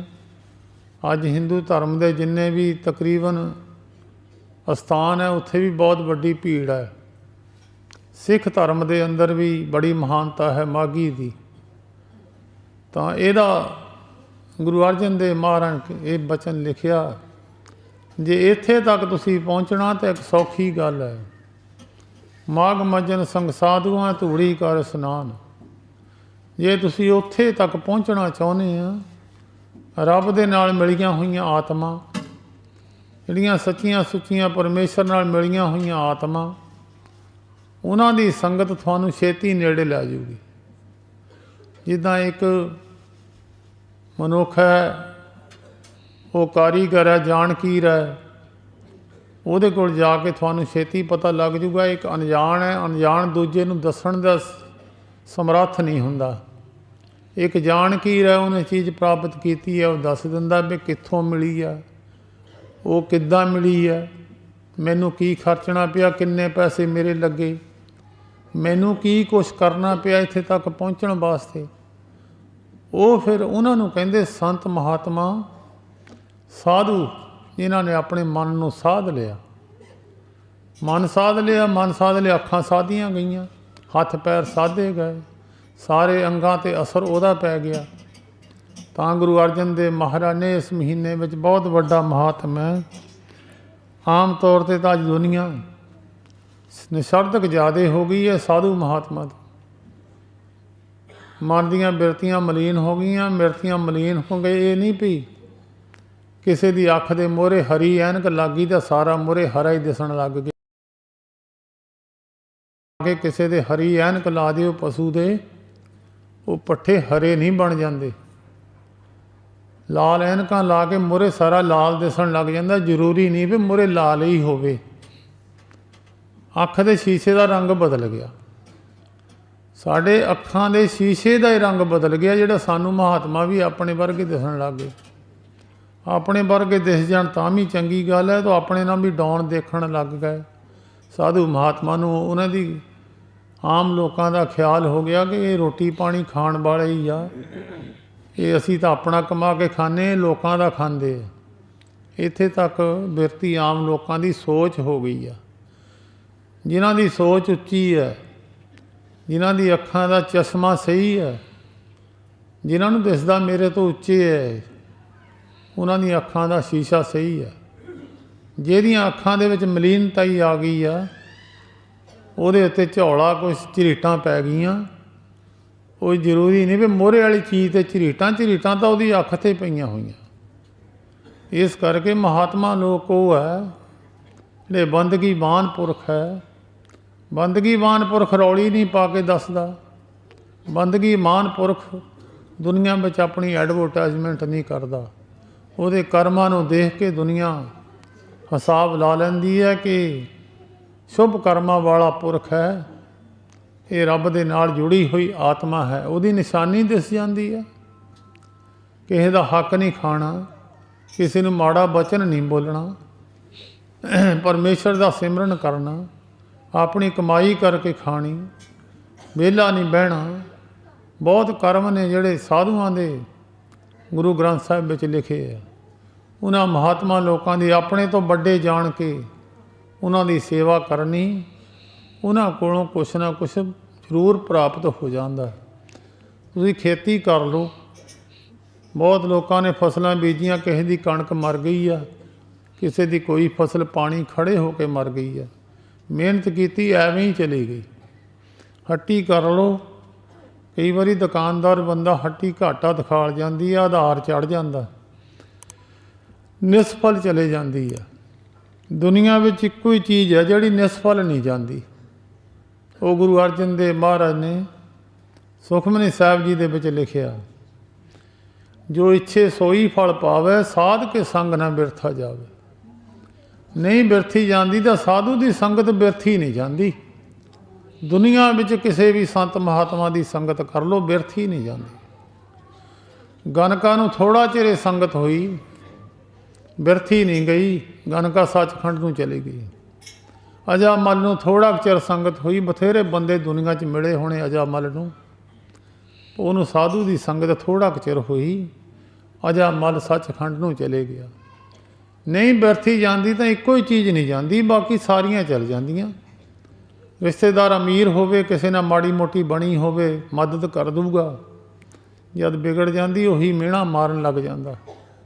ਨਹੀਂ ਮਿਹਣਾ ਮਾਰਦਾ, ਸੰਤ ਮਹਾਤਮਾ ਨਹੀਂ ਕਹਿੰਦੇ ਕੁਛ ਵੀ। ਜਿੰਨਾ ਚਿਰ ਸੰਤ ਦੀ ਸੰਗਤ ਕੀਤੀ, ਲਾਭ ਹੀ ਲਾਭ ਹੈ। ਤਾਂ ਸਤਿਗੁਰੂ ਜੀ ਨੇ ਬਾਣੀ ਵਿੱਚ ਬੜੇ ਪ੍ਰਮਾਣ ਦਿੱਤੇ ਹੈ। ਜੇ ਸਾਧੂ ਦੀ ਸੰਗਤ ਬਿਰਥੀ ਨਹੀਂ ਜਾਣੀ, ਜੋ ਇੱਛੇ ਸੋਈ ਫਲ ਪਾਵੇ, ਸਾਧ ਕੇ ਸੰਗ ਨਾ ਬਿਰਥਾ ਜਾਵੇ। ਨਹੀਂ ਬਿਰਥੀ ਜਾਊਗੀ ਤਾਂ ਸਾਧੂ ਦੀ ਸੰਗਤ ਨਹੀਂ ਬਿਰਥੀ ਜਾਊਗੀ। ਉਹ ਸਾਧੂ ਦੇ ਗੁਣ ਦੱਸੇ ਹੈ ਗੁਰੂ ਅਰਜਨ ਦੇਵ ਮਹਾਰਾਜ ਨੇ। ਸਾਧ ਕੇ ਸੰਗ ਮੁਖ ਉਜਲ ਹੋਤ। ਸਾਧੂ ਦੀ ਸੰਗਤ ਕਰੋਗੇ, ਦਰਗਾਹ ਵਿੱਚ ਤੁਹਾਡਾ ਸਤਿਕਾਰ ਹੋਊਗਾ। ਸਾਧ ਸੰਗ ਮਲ ਸਗਲੀ ਖੋਤ। ਦਿਨੋਂ ਦਿਨ ਮਨ ਦੀ ਸ਼ੁੱਧਤਾ ਵੱਧਦੀ ਜਾਊਗੀ, ਮਲੀਨਤਾ ਹੀ ਖਤਮ ਹੁੰਦੀ ਜਾਊਗੀ। ਸਾਧ ਸੰਗ ਮਿਟੇ ਅਭਿਮਾਨ। ਮਨੁੱਖ ਦੀ ਮਨ ਦੀ ਨਿਮਰਤਾ ਵੱਧਦੀ ਚਲੀ ਜਾਂਦੀ ਹੈ। ਸਾਧ ਕੇ ਸੰਗ ਪ੍ਰਗਟੇ ਸੋ ਗਿਆਨ। ਜਿਹੜਾ ਅੰਦਰ ਗਿਆਨ 'ਤੇ ਪਰਦਾ ਪਿਆ ਹੋਇਆ, ਹੌਲੀ ਹੌਲੀ ਪਰਦਾ ਚੱਕ ਹੋ ਜਾਂਦਾ। ਗਿਆਨ ਅੰਦਰੋਂ ਹੀ ਪੈਦਾ ਹੋਣ ਲੱਗ ਜਾਂਦਾ। ਗਿਆਨ ਬਾਹਰੋਂ ਗ੍ਰੰਥਾਂ 'ਚੋਂ ਪੜ੍ਹ ਕੇ ਨਹੀਂ ਮਿਲਦਾ। ਮਤ ਕੋਈ ਕਹੇ ਗ੍ਰੰਥਾਂ ਨੂੰ ਪੜ੍ਹ ਕੇ ਕਥਾ ਹੁੰਦੀ ਹੈ। ਗਿਆਨ ਅੰਦਰੋਂ ਹੀ ਪੈਦਾ ਹੁੰਦਾ। ਉਹਨੂੰ ਕਹਿੰਦੇ ਤੱਤ ਗਿਆਨ। ਕੁਛ ਬੀਜ ਧਰਤੀ 'ਚ ਪਏ ਹੁੰਦੇ ਆ, ਜਿੰਨਾ ਚਿਰ ਉਹਨੂੰ ਪਾਣੀ ਨਹੀਂ ਮਿਲਦਾ ਜੰਮਦੇ ਨਹੀਂ ਆ। ਇਸੇ ਤਰ੍ਹਾਂ ਕੁਛ ਗਿਆਨ ਦੇ ਬੀਜ ਅੰਦਰ ਮਨੁੱਖ ਦੇ ਅੰਦਰ ਹੈ, ਜਿੰਨਾ ਚਿਰ ਉਹਨਾਂ ਨੂੰ ਸਮਾਂ ਨਹੀਂ ਮਿਲਦਾ ਉਹ ਜੰਮਦੇ ਨਹੀਂ ਆ। ਉਹ ਜਦੋਂ ਮਹਾਤਮਾ ਪੁਰਸ਼ਾਂ ਦੀ ਸੰਗਤ ਮਿਲਦੀ ਹੈ, ਬਰਾਗਮਈ ਦਸ਼ਾ ਬਣਦੀ ਹੈ, ਪਾਣੀ ਮਿਲਦਾ, ਉਹ ਤੱਤ ਗਿਆਨ ਅੰਦਰੋਂ ਪੈਦਾ ਹੋ ਜਾਂਦਾ। ਉਹੀ ਮਨੁੱਖ ਸਾਧੂਆਂ ਦੀ ਸੰਗਤ ਕਰਕੇ ਅੱਗੇ ਲੋਕਾਂ ਨੂੰ ਗਿਆਨ ਦੇਣ ਲੱਗ ਜਾਂਦਾ। ਧਰੂ ਵਰਗਿਆਂ ਨੂੰ ਨਾਰਦ ਜੀ ਦਾ ਗਿਆਨ ਅੱਜ ਤੱਕ ਦੁਨੀਆ ਧਰੂ ਨੂੰ ਜਾਣਦੀ ਆ। ਹੋਰ ਵੀ ਅਨੇਕਾਂ ਤੁਸੀਂ ਦੇਖੋ ਜਿਨ੍ਹਾਂ ਨੇ ਸਾਧੂਆਂ ਦੀ ਸੰਗਤ ਕੀਤੀ, ਬਿਰਥੀ ਨਹੀਂ ਗਈ। ਤਾਂ ਗੁਰੂ ਅਰਜਨ ਦੇਵ ਮਹਾਰਾਜ ਨੇ ਉਪਦੇਸ਼ ਬਖਸ਼ਿਆ ਹੈ, ਮਾਘ ਮੱਜਨ ਸੰਗ ਸਾਧੂਆਂ। ਜੇ ਇਸ਼ਨਾਨ ਕਰਨਾ ਚਾਹੁੰਦੇ ਹਾਂ ਭਾਈ, ਮਨ ਦਾ ਇਸ਼ਨਾਨ ਕਰੋ। ਤਨ ਦਾ ਇਸ਼ਨਾਨ ਤਾਂ ਬਹੁਤਿਆਂ ਨੇ ਸਰੋਵਰ ਵਿੱਚ ਕਰ ਲਿਆ। ਤਨ ਨੇ ਤਾਂ ਸਰੀਰ ਦੇ ਅੰਗਾਂ ਦੀ ਮੈਲ ਤਾਂ ਲਾਹ ਦਿੱਤੀ, ਪਰ ਜਿੰਨਾ ਚਿਰ ਅੰਦਰੋਂ ਅੱਖਾਂ ਦੇ ਵਿੱਚੋਂ ਮੈਲ ਨਹੀਂ ਲਹਿੰਦੀ, ਮਨ ਦੇ ਵਿੱਚੋਂ ਮੈਲ ਨਹੀਂ ਲਹਿੰਦੀ, ਤਾਂ ਤਨ ਦਾ ਇਹ ਇਸ਼ਨਾਨ ਦਾ ਫਾਇਦਾ ਕੋਈ ਨਹੀਂ ਹੈ। ਤਾਂ ਗੁਰੂ ਅਰਜਨ ਦੇਵ ਮਹਾਰਾਜ ਕਹਿੰਦੇ ਸਾਧੂਆਂ ਦੀ ਸੰਗਤ ਕਰੋ ਭਾਈ, ਸਭ ਤੋਂ ਸ੍ਰੇਸ਼ਟ ਸਾਧੂ ਦੀ ਸੰਗਤ ਦਾ ਇਸ਼ਨਾਨ ਹੈ। ਮਾਘ ਮਜਨ ਸੰਗ ਸਾਧੂਆਂ ਧੂੜੀ ਕਰ ਇਸ਼ਨਾਨ। ਧੂੜੀ ਦਾ ਮਤਲਬ ਤਾਂ ਦੱਸਿਆ ਵੀ ਜਦੋਂ ਨੂੰ ਸਾਧੂ ਜਾਂਦਾ ਹੈ, ਧੂੜੀ ਪੈਰ ਦੇ ਨਾਲ ਜਦੋਂ ਮੇੜੀ ਮਿੱਟੀ ਉੱਡਦੀ ਉਹਨੂੰ ਕਹਿੰਦੇ ਧੂੜੀ। ਕਿਉਂਕਿ ਹੋਰ ਤਾਂ ਅੰਗ ਸਰੀਰ ਦਾ ਧਰਤੀ 'ਤੇ ਲੱਗਦਾ ਨਹੀਂ, ਧਰਤੀ 'ਤੇ ਲੱਗਦੇ ਪੈਰ, ਪੈਰਾਂ ਨੇ ਜੇ ਧਰਤੀ 'ਤੇ ਲੱਗਣਾ ਉਹਨੂੰ ਮਿੱਟੀ ਉੜਨੀ ਹੈ। ਉਹ ਮਿੱਟੀ ਜਿਹੜਾ ਮਗਰ ਆਉਂਦਾ ਉਹਦੇ ਉੱਤੇ ਪੈਂਦੀ ਆ, ਉਹ ਮਿੱਟੀ ਨਿਰਮਲ ਹੈ। ਇਸ ਤਰ੍ਹਾਂ ਸਾਧੂ ਦੇ ਮਗਰ ਜਾਣ ਨਾਲ ਨਿਰਮਲਤਾ ਹੀ ਵੱਧਦੀ ਹੈ। ਮਾਘ ਮੱਜਨ ਸੰਗ ਸਾਧੂਆਂ ਧੂੜੀ ਕਰ ਇਸ਼ਨਾਨ। ਫਿਰ ਕੀ ਮਿਲੂਗਾ ਇਸ਼ਨਾਨ ਦੇ ਨਾਲ? ਮਿਲੂਗਾ ਕੀ? ਜੇ ਕੋਈ ਬੰਦਾ ਕਹੇ ਵੀ ਮਗਰ ਮਗਰ ਸੰਤਾਂ ਨੇ ਤੁਰ ਪਿਆ, ਮਿਲੂਗਾ ਕੀ? ਨਾਲੇ ਲਿਖ ਦਿੱਤਾ, ਹਰ ਕਾ ਨਾਮ ਧਿਆਏ ਸੁਣ।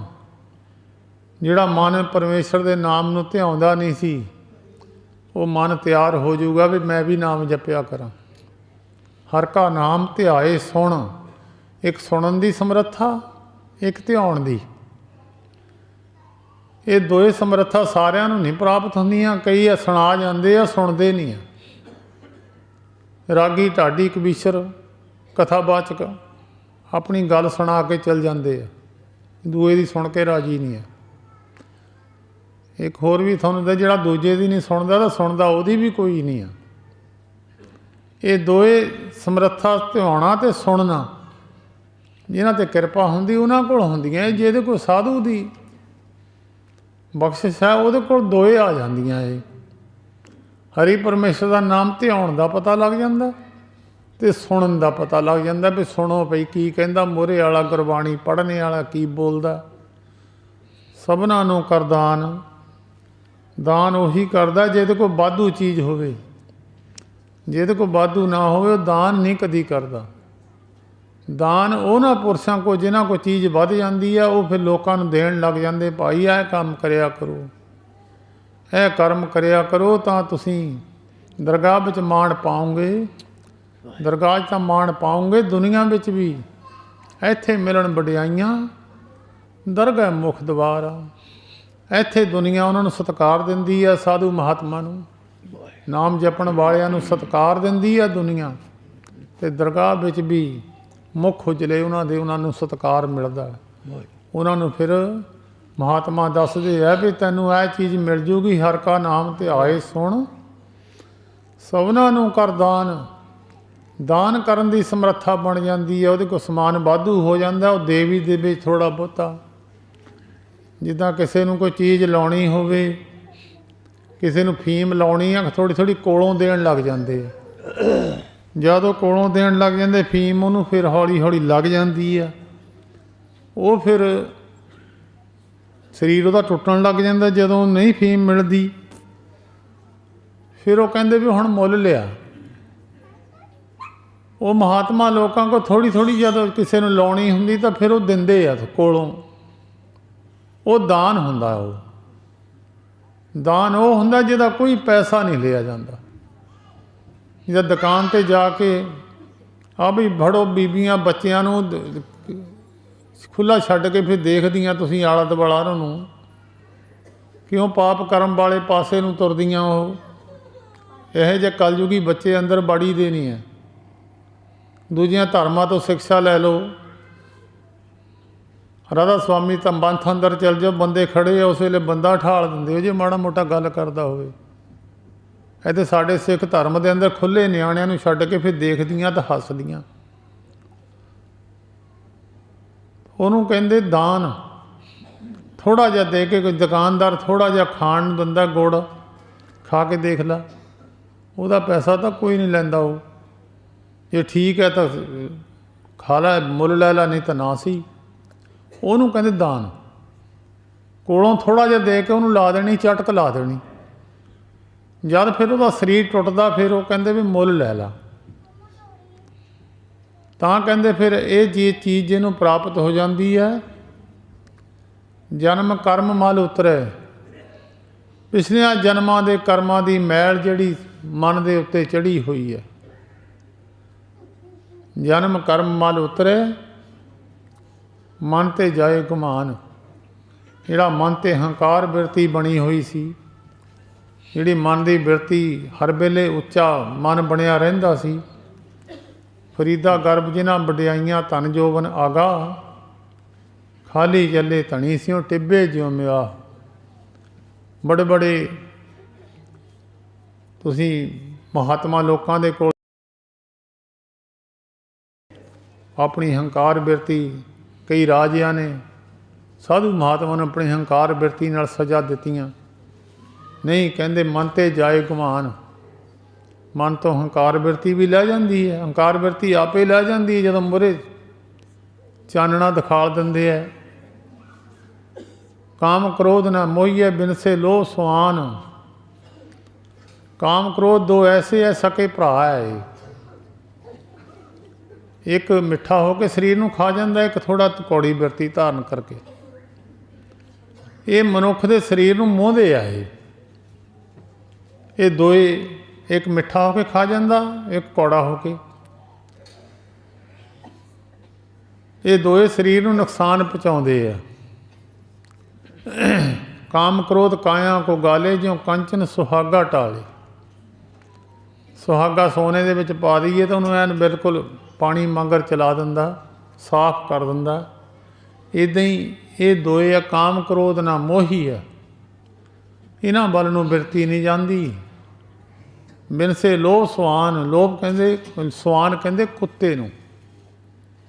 ਇਹ ਲੋਭ ਬਿਰਤੀ ਜਿਹੜੀ ਹੈ, ਲੋਭੀ ਵਾਲੀ ਬਿਰਤੀ। ਲੋਭੀ ਕਾ ਬਿਸਾਹੋ ਨਾ ਕੀਜੇ, ਜੇ ਕਾ ਪਾਰ ਬਸਾਏ।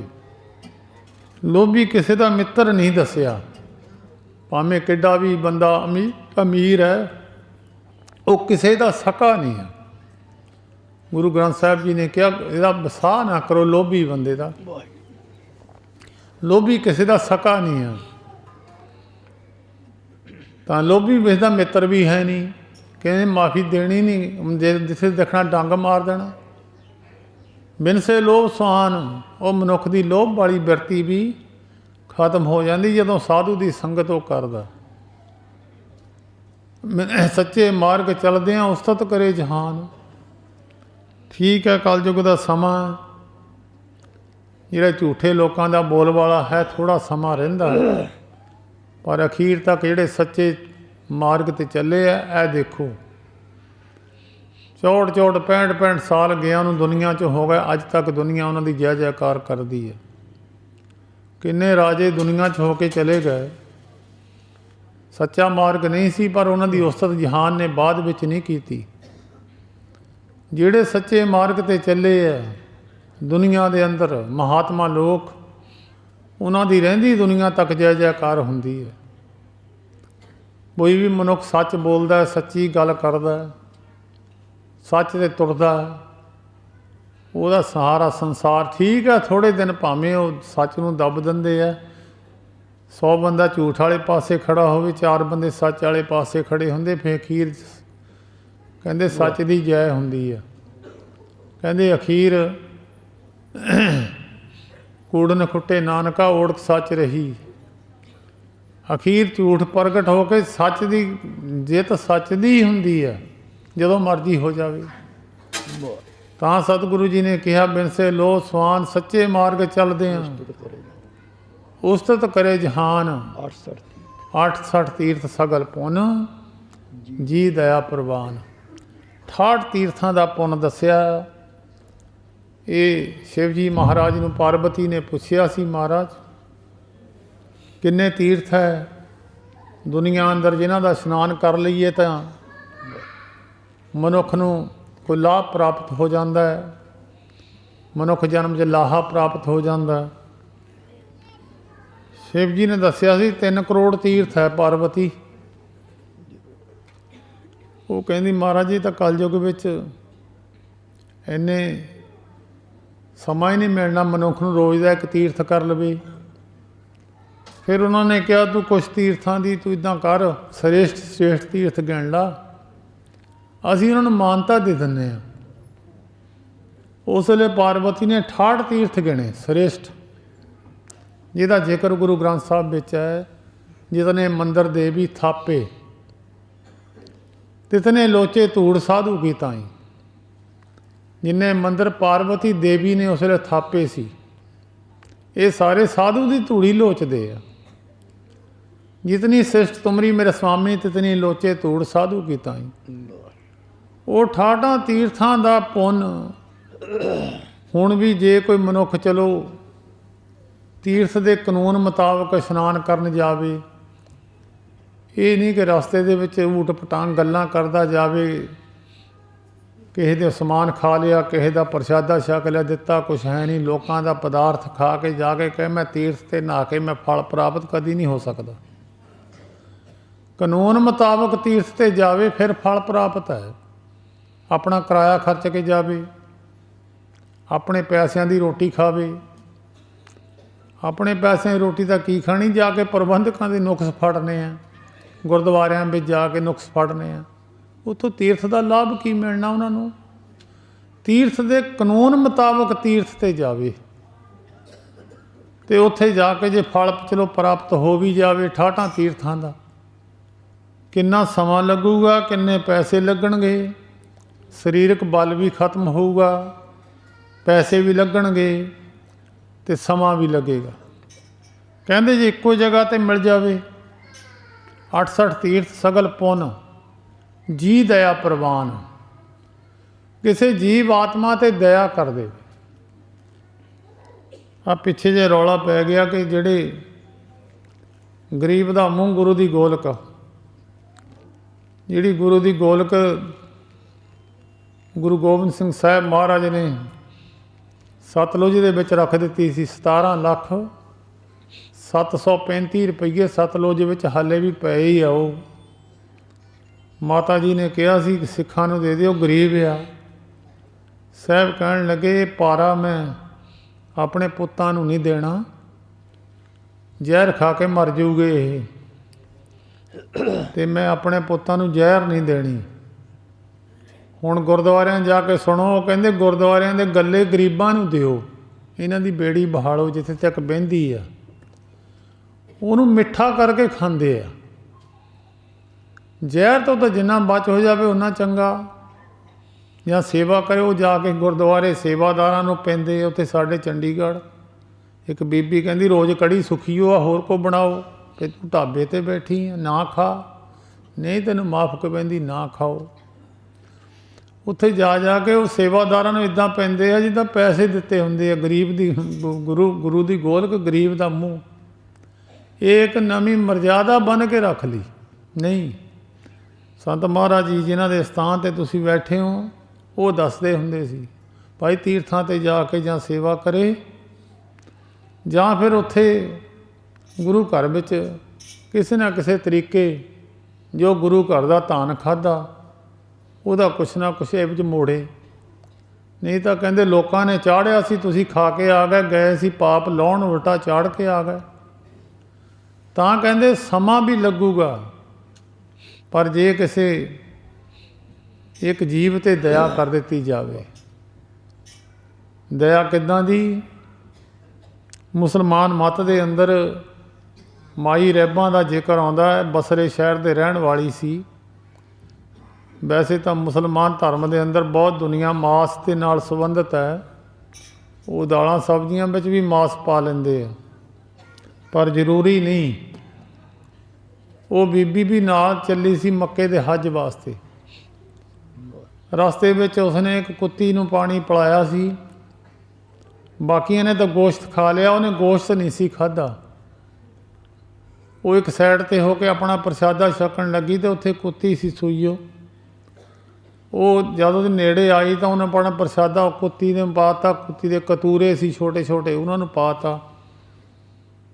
ਆਲੇ ਦੁਆਲੇ ਦੇਖਿਆ, ਉਹਨੇ ਪਾਣੀ ਕਿਤੇ ਹੈ ਨਹੀਂ ਸੀ, ਅਤੇ ਉਹ ਨਾਲ ਦੇ ਹਾਜੀ ਅੱਗੇ ਚਲੇ ਗਏ। ਉਹ ਮਾਈ ਫਿਰ ਉੱਥੇ ਰੁਕ ਗਈ, ਉਹ ਹਾਜੀ ਅੱਗੇ ਲੰਘ ਗਏ। ਉਹਨੇ ਜਦ ਦੇਖਿਆ ਕੁੱਤੀ ਨੂੰ ਪਾਣੀ ਹੈ ਨਹੀਂ, ਅਤੇ ਨੇੜੇ ਇੱਕ ਖੂਹ ਦੇਖਿਆ। ਖੂਹ ਸੀਗਾ ਡੂੰਘਾ ਥੋੜ੍ਹਾ। ਉਹਨੇ ਆਪਣੀ ਚੁੰਨੀ ਨੂੰ ਚਾਲ ਲਾਇਆ ਅਤੇ ਪਾੜ ਕੇ ਜਦੋਂ ਥੱਲੇ ਖੂਹ ਵਿੱਚ ਵਗਾਈ ਤਾਂ ਉੱਥੇ ਤੱਕ ਨਾ ਪਹੁੰਚੀ। ਫਿਰ ਉਹਨੇ ਕੋਸ਼ਿਸ਼ ਕੀਤੀ, ਜਦ ਨਾ ਉਹ ਕੱਪੜਾ ਪਾਣੀ ਤੱਕ ਪਹੁੰਚਿਆ ਤਾਂ ਫਿਰ ਉਹ ਆਪਣੇ ਜਦ ਕੋਈ ਹੋਰ ਸਾਧਨ ਨਾ ਮਿਲਿਆ, ਉਹਨੂੰ ਆਪਣੇ ਕੇਸ ਸੀ ਉਹਦੇ ਲੰਬੇ ਲੰਬੇ, ਉਹਨੂੰ ਮਾਈ ਰਹਿਬਾ ਨੇ ਆਪਣੇ ਕੇਸ ਪੱਟ ਲਏ, ਖਿੱਚ ਖਿੱਚ ਕੇ ਕੇਸਾਂ ਨੂੰ ਪੱਟ ਕੇ ਉਹਨੇ ਇੱਕ ਰੱਸੀ ਬਣਾ ਲਈ ਉਹਦੀ। ਉਹ ਰੱਸੀ ਆਪਣੀ ਚੁੰਨੀ ਦੇ ਨਾਲ ਬੰਨ੍ਹ ਕੇ ਖੂਹ 'ਚ ਛੱਡ ਦਿੱਤੀ। ਉਹ ਚੁੰਨੀ ਜਦ ਪਾਣੀ ਨਾਲ ਭਿੱਜ ਗਈ, ਬਾਹਰ ਲਿਆ ਕੇ ਨਿਚੋੜ ਕੇ ਉਹਨੂੰ ਕਤੂਰਿਆਂ ਨੂੰ ਪਾਤਾ ਪਾਣੀ। ਤਾਂ ਉਹ ਫਿਰ ਜਿੱਥੇ ਮੱਕੇ ਦੇ ਹਾਜੀ ਜਦ ਮੱਕੇ ਤੱਕ ਪਹੁੰਚੇ, ਉੱਥੇ ਮੱਕੇ ਦੇ ਦਰਸ਼ਨ ਨਹੀਂ ਹੋਏ। ਉਹਨਾਂ ਨੇ ਉੱਥੇ ਪੁੱਛਿਆ ਆਲੇ ਦੁਆਲੇ, ਵੀ ਅੱਜ ਮੱਕਾ ਸ਼ਰੀਫ ਦੇ ਦਰਸ਼ਨ ਕਰਨ ਆਏ ਆ, ਵੀ ਮੱਕਾ ਸ਼ਰੀਫ ਕਿੱਥੇ ਗਏ ਆ? ਉਹਨਾਂ 'ਚ ਇੱਕ ਸਿਆਣਾ ਪੁਰਸ਼ ਬੋਲਿਆ, ਕਹਿੰਦਾ ਵੀ 60 ਕੋਹ ਤੇ ਇੱਥੇ ਇੱਕ ਮਾਈ ਰਹਿਬਾ ਉਹਦੇ ਚਰਨਾਂ 'ਚ ਪਹੁੰਚੇ ਆ। ਸਿਰ ਕੀ ਸੋਭ ਉਤਾਰ ਕੇ ਚੀਨਿਓ ਆਤਮ ਰਾਮ, 60 ਕੋਸ ਮੱਕਾ ਮਿਲਿਓ ਦੇਖ ਦਇਆ ਕੇ ਕਾਮ। ਮੱਕਾ 60 ਕੋਹਾਂ ਤੇ ਉਹਦੇ ਪੈਰਾਂ 'ਚ ਚਲੇ ਗਿਆ। ਦਇਆ ਨੇ ਇੰਨਾ ਕੰਮ ਕੀਤਾ, ਕਿਸੇ ਤੇ ਦਇਆ ਕਰ ਦੇਣੀ। ਕਈ ਤਰ੍ਹਾਂ ਦੀ ਦਇਆ ਹੈ। ਕਹਿੰਦੇ ਜੀ ਦਇਆ ਪ੍ਰਵਾਨ, ਜੀਵ ਆਤਮਾ 'ਤੇ ਦਇਆ ਕਰਨੀ, ਕਿਸੇ ਨੂੰ ਸੁੱਖ ਦੇਣ ਦਾ ਯਤਨ ਕਰਨਾ, ਕਿਸੇ ਬੁੱਢੇ ਬੰਦੇ ਨੂੰ ਸੁੱਖ ਦੇਣ ਦਾ ਯਤਨ ਕਰਨਾ, ਜਿਹੜਾ ਦੁਖੀ ਹੋਵੇ ਉਹਨੂੰ ਸੁੱਖ ਦੇਣ ਦਾ ਯਤਨ ਕਰਨਾ, ਕਿਸੇ ਦੀ ਆਤਮਾ ਨੂੰ ਖੁਸ਼ੀ ਕਰਨਾ। ਪਰਮੇਸ਼ਰ ਖੁਸ਼ ਹੈ, ਹਰੇਕ ਦੇ ਅੰਦਰ ਪਰਮੇਸ਼ਰ ਹੈ। ਜਦ ਇੱਕ ਵੀ ਖੁਸ਼ ਹੋ ਗਿਆ, ਜੇ ਕਥਾ ਵਾਰਤਾ ਕਰਦੇ ਹਾਂ ਕਈ ਵਾਰੀ ਕੱਟੜਤਾਈ ਵਿੱਚ ਮਨੁੱਖ ਚਲੇ ਜਾਂਦੇ ਆ। ਜੇ ਇੱਕ ਮਨੁੱਖ ਦਾ ਮਨ ਵੀ ਦੁਖੀ ਹੋ ਗਿਆ ਤਾਂ ਕਥਾ ਦਾ ਭੋਗ ਤਾਂ ਪੈ ਗਿਆ, ਫਿਰ ਰੱਬ ਤਾਂ ਨਾਰਾਜ਼ ਹੋ ਗਿਆ। ਪਰਮੇਸ਼ਰ ਨੂੰ ਖੁਸ਼ ਕਰਨਾ, ਨਿਰੋਲ ਰੱਬ ਦੀ ਗੱਲ ਕੀਤੀ ਜਾਵੇ, ਕਿਸੇ ਦੀ ਕੱਟੜਤਾਈ ਵਿੱਚ ਆ ਕੇ ਕਿਸੇ ਦੇ ਊਣਤਾਈਆਂ ਤੇ ਉਂਗਲੀਆਂ ਨਾ ਰੱਖੀਆਂ ਜਾਣ। ਕੇਵਲ ਤੇ ਕੇਵਲ ਨਿਰੋਲ ਪਰਮੇਸ਼ਰ ਦੀ ਕਥਾ ਕੀਤੀ ਜਾਵੇ। ਉਹਦਾ ਸੁਣਨ ਵਾਲੇ ਨੂੰ ਵੀ ਲਾਭ ਹੈ ਅਤੇ ਕਰਨ ਵਾਲੇ ਨੂੰ ਵੀ ਲਾਭ ਹੈ। ਜੇ ਆਤਮਾ ਦੁਖੀ ਹੋ ਗਈ, ਕੋਈ ਇੱਕ ਅੱਧੇ ਬੰਦੇ ਦੀ ਵੀ ਦੁਖੀ ਹੋ ਗਈ, ਤਾਂ ਭਗਵਾਨ ਨਾਰਾਜ਼ ਹੋ ਗਿਆ, ਪਰਮੇਸ਼ਰ ਨਾਰਾਜ਼ ਹੋ ਗਿਆ, ਅਤੇ ਉਹ ਦੋਹਾਂ ਧਿਰਾਂ ਨੂੰ ਫਾਇਦਾ ਨਹੀਂ ਮਿਲਦਾ ਉਹਦਾ। 68 ਤੀਰਥ ਸਗਲ ਪੁੰਨ, 68 ਤੀਰਥਾਂ ਦਾ ਪੁੰਨ ਜੀ ਦਇਆ ਪ੍ਰਵਾਨ, ਜਿਸ ਨੂੰ ਦੇਵੇ ਦਇਆ ਕਰ ਸੋਈ ਪੁਰਖ ਸੁਜਾਨ। ਜਿਨ੍ਹਾਂ 'ਤੇ ਦਇਆ ਕਰਕੇ ਪਰਮੇਸ਼ਰ ਨਿਰੰਕਾਰ ਕਿਰਪਾ ਕਰਦਾ, ਉਹੀ ਸਿਆਣੇ ਪੁਰਖ ਗਿਣੇ ਗਏ ਹੈ। ਉਹਨਾਂ ਨੂੰ ਸੋਝੀਵਾਨ, ਉਹਨਾਂ ਨੂੰ ਦੇਖੋ ਬੜੇ ਬੜੇ। ਦਤੀਜ ਮੁਨੀ ਲਿਖੀ ਹੋਇਆ ਇੱਕ ਉੱਤਰ ਪ੍ਰਦੇਸ਼ ਦੇ ਇਲਾਕੇ ਵਿੱਚ, ਲਖੀਮਪੁਰ ਜ਼ਿਲ੍ਹੇ ਵਿੱਚ ਉਹ ਜਗ੍ਹਾ ਹੈ। ਦਤੀਜ ਮੁਨੀ ਲਿਖੀ, ਉਹਨੇ ਬੰਦਗੀ ਕਰਕੇ ਸ਼ਿਵ ਜੀ ਮਹਾਰਾਜ ਨੇ ਇੱਕ ਤਰਸੂਲ ਦੇ ਦਿੱਤਾ ਉਹਨੂੰ। ਉਹ ਕਹਿੰਦੇ ਵੀ ਤਰਸੂਲ ਜਦੋਂ ਕਦੀ ਰਾਖਸ਼ ਕਿਤੇ ਭਾਰੂ ਹੋਣਗੇ ਤਾਂ ਇਹ ਤਰਸੂਲ ਕੰਮ ਆਊਗਾ। ਜਿਹੜੇ ਰਾਖਸ਼ ਦੇ ਤੁਸੀਂ ਮਾਰੋਗੇ ਉਹ ਰਾਖਸ਼ ਇਹਦੇ ਨਾਲ ਮਰ ਜੂਗਾ, ਤੁਹਾਨੂੰ ਬਹੁਤੀ ਮਿਹਨਤ ਨਹੀਂ ਕਰਨੀ ਪਊਗੀ। ਉਹ ਮਹਾਤਮਾ ਨੇ ਤਰਸੂਲ ਲੈ ਲਿਆ। ਜਦੋਂ ਉਹਨਾਂ ਨੇ ਸਰਦਾਈ ਰੋਜ਼ ਰਗੜਨੀ ਵਿੱਚ ਤਰਸੂਲ ਘੁਮਾ ਦੇਣਾ, ਹੌਲੀ ਹੌਲੀ ਉਹ ਪੱਥਰ ਦੇ ਕੂੰਡੇ ਵਿੱਚ ਤਰਸੂਲ ਕੱਸਦਾ ਕੱਸਦਾ ਸਾਰਾ ਤਰਸੂਲ ਖਤਮ ਹੋ ਗਿਆ। ਸਮਾਂ ਬਣਿਆ, ਉਹ ਸਮਾਂ ਜਿਹੜਾ ਲਿਖਿਆ ਸੀ ਆਇਆ, ਅਤੇ ਜਿਹੜੇ ਰਾਖਸ਼ ਭਾਰੂ ਹੋ ਗਏ। ਜਿੱਦਾਂ ਇਸ ਵੇਲੇ ਰਾਖਸ਼ ਲੋਕ ਭਾਰੂ ਹੈ। ਗੁਰਦੁਆਰਿਆਂ ਵਿੱਚ ਖੜ੍ਹੇ ਹੋ ਕੇ ਖਾਣਾ, ਗੁਰਦੁਆਰਿਆਂ ਵਿੱਚ ਕੁਰਸੀਆਂ ਲਾਉਣੀਆਂ, ਗੁਰਦੁਆਰਿਆਂ ਜਾ ਕੇ ਪਹਿਰੇ ਸੇਵਾਦਾਰਾਂ ਨੂੰ ਦਬ ਕੇ ਮਾਰਨੇ, ਗੁਰਦੁਆਰਿਆਂ ਵਿੱਚ ਜਾ ਜਾ ਕੇ ਆਪਣੀ ਹਕੂਮਤ ਚਲਾਉਣੀ। ਇਹ ਰਾਖਸ਼ਾਂ ਦਾ ਪਹਿਰਾ, ਇਹ ਰਾਖਸ਼ ਬਿਰਤੀ ਵਾਲੇ ਲੋਕ ਹੈ। ਜਦ ਰਾਖਸ਼ ਭਾਰੂ ਹੋਏ,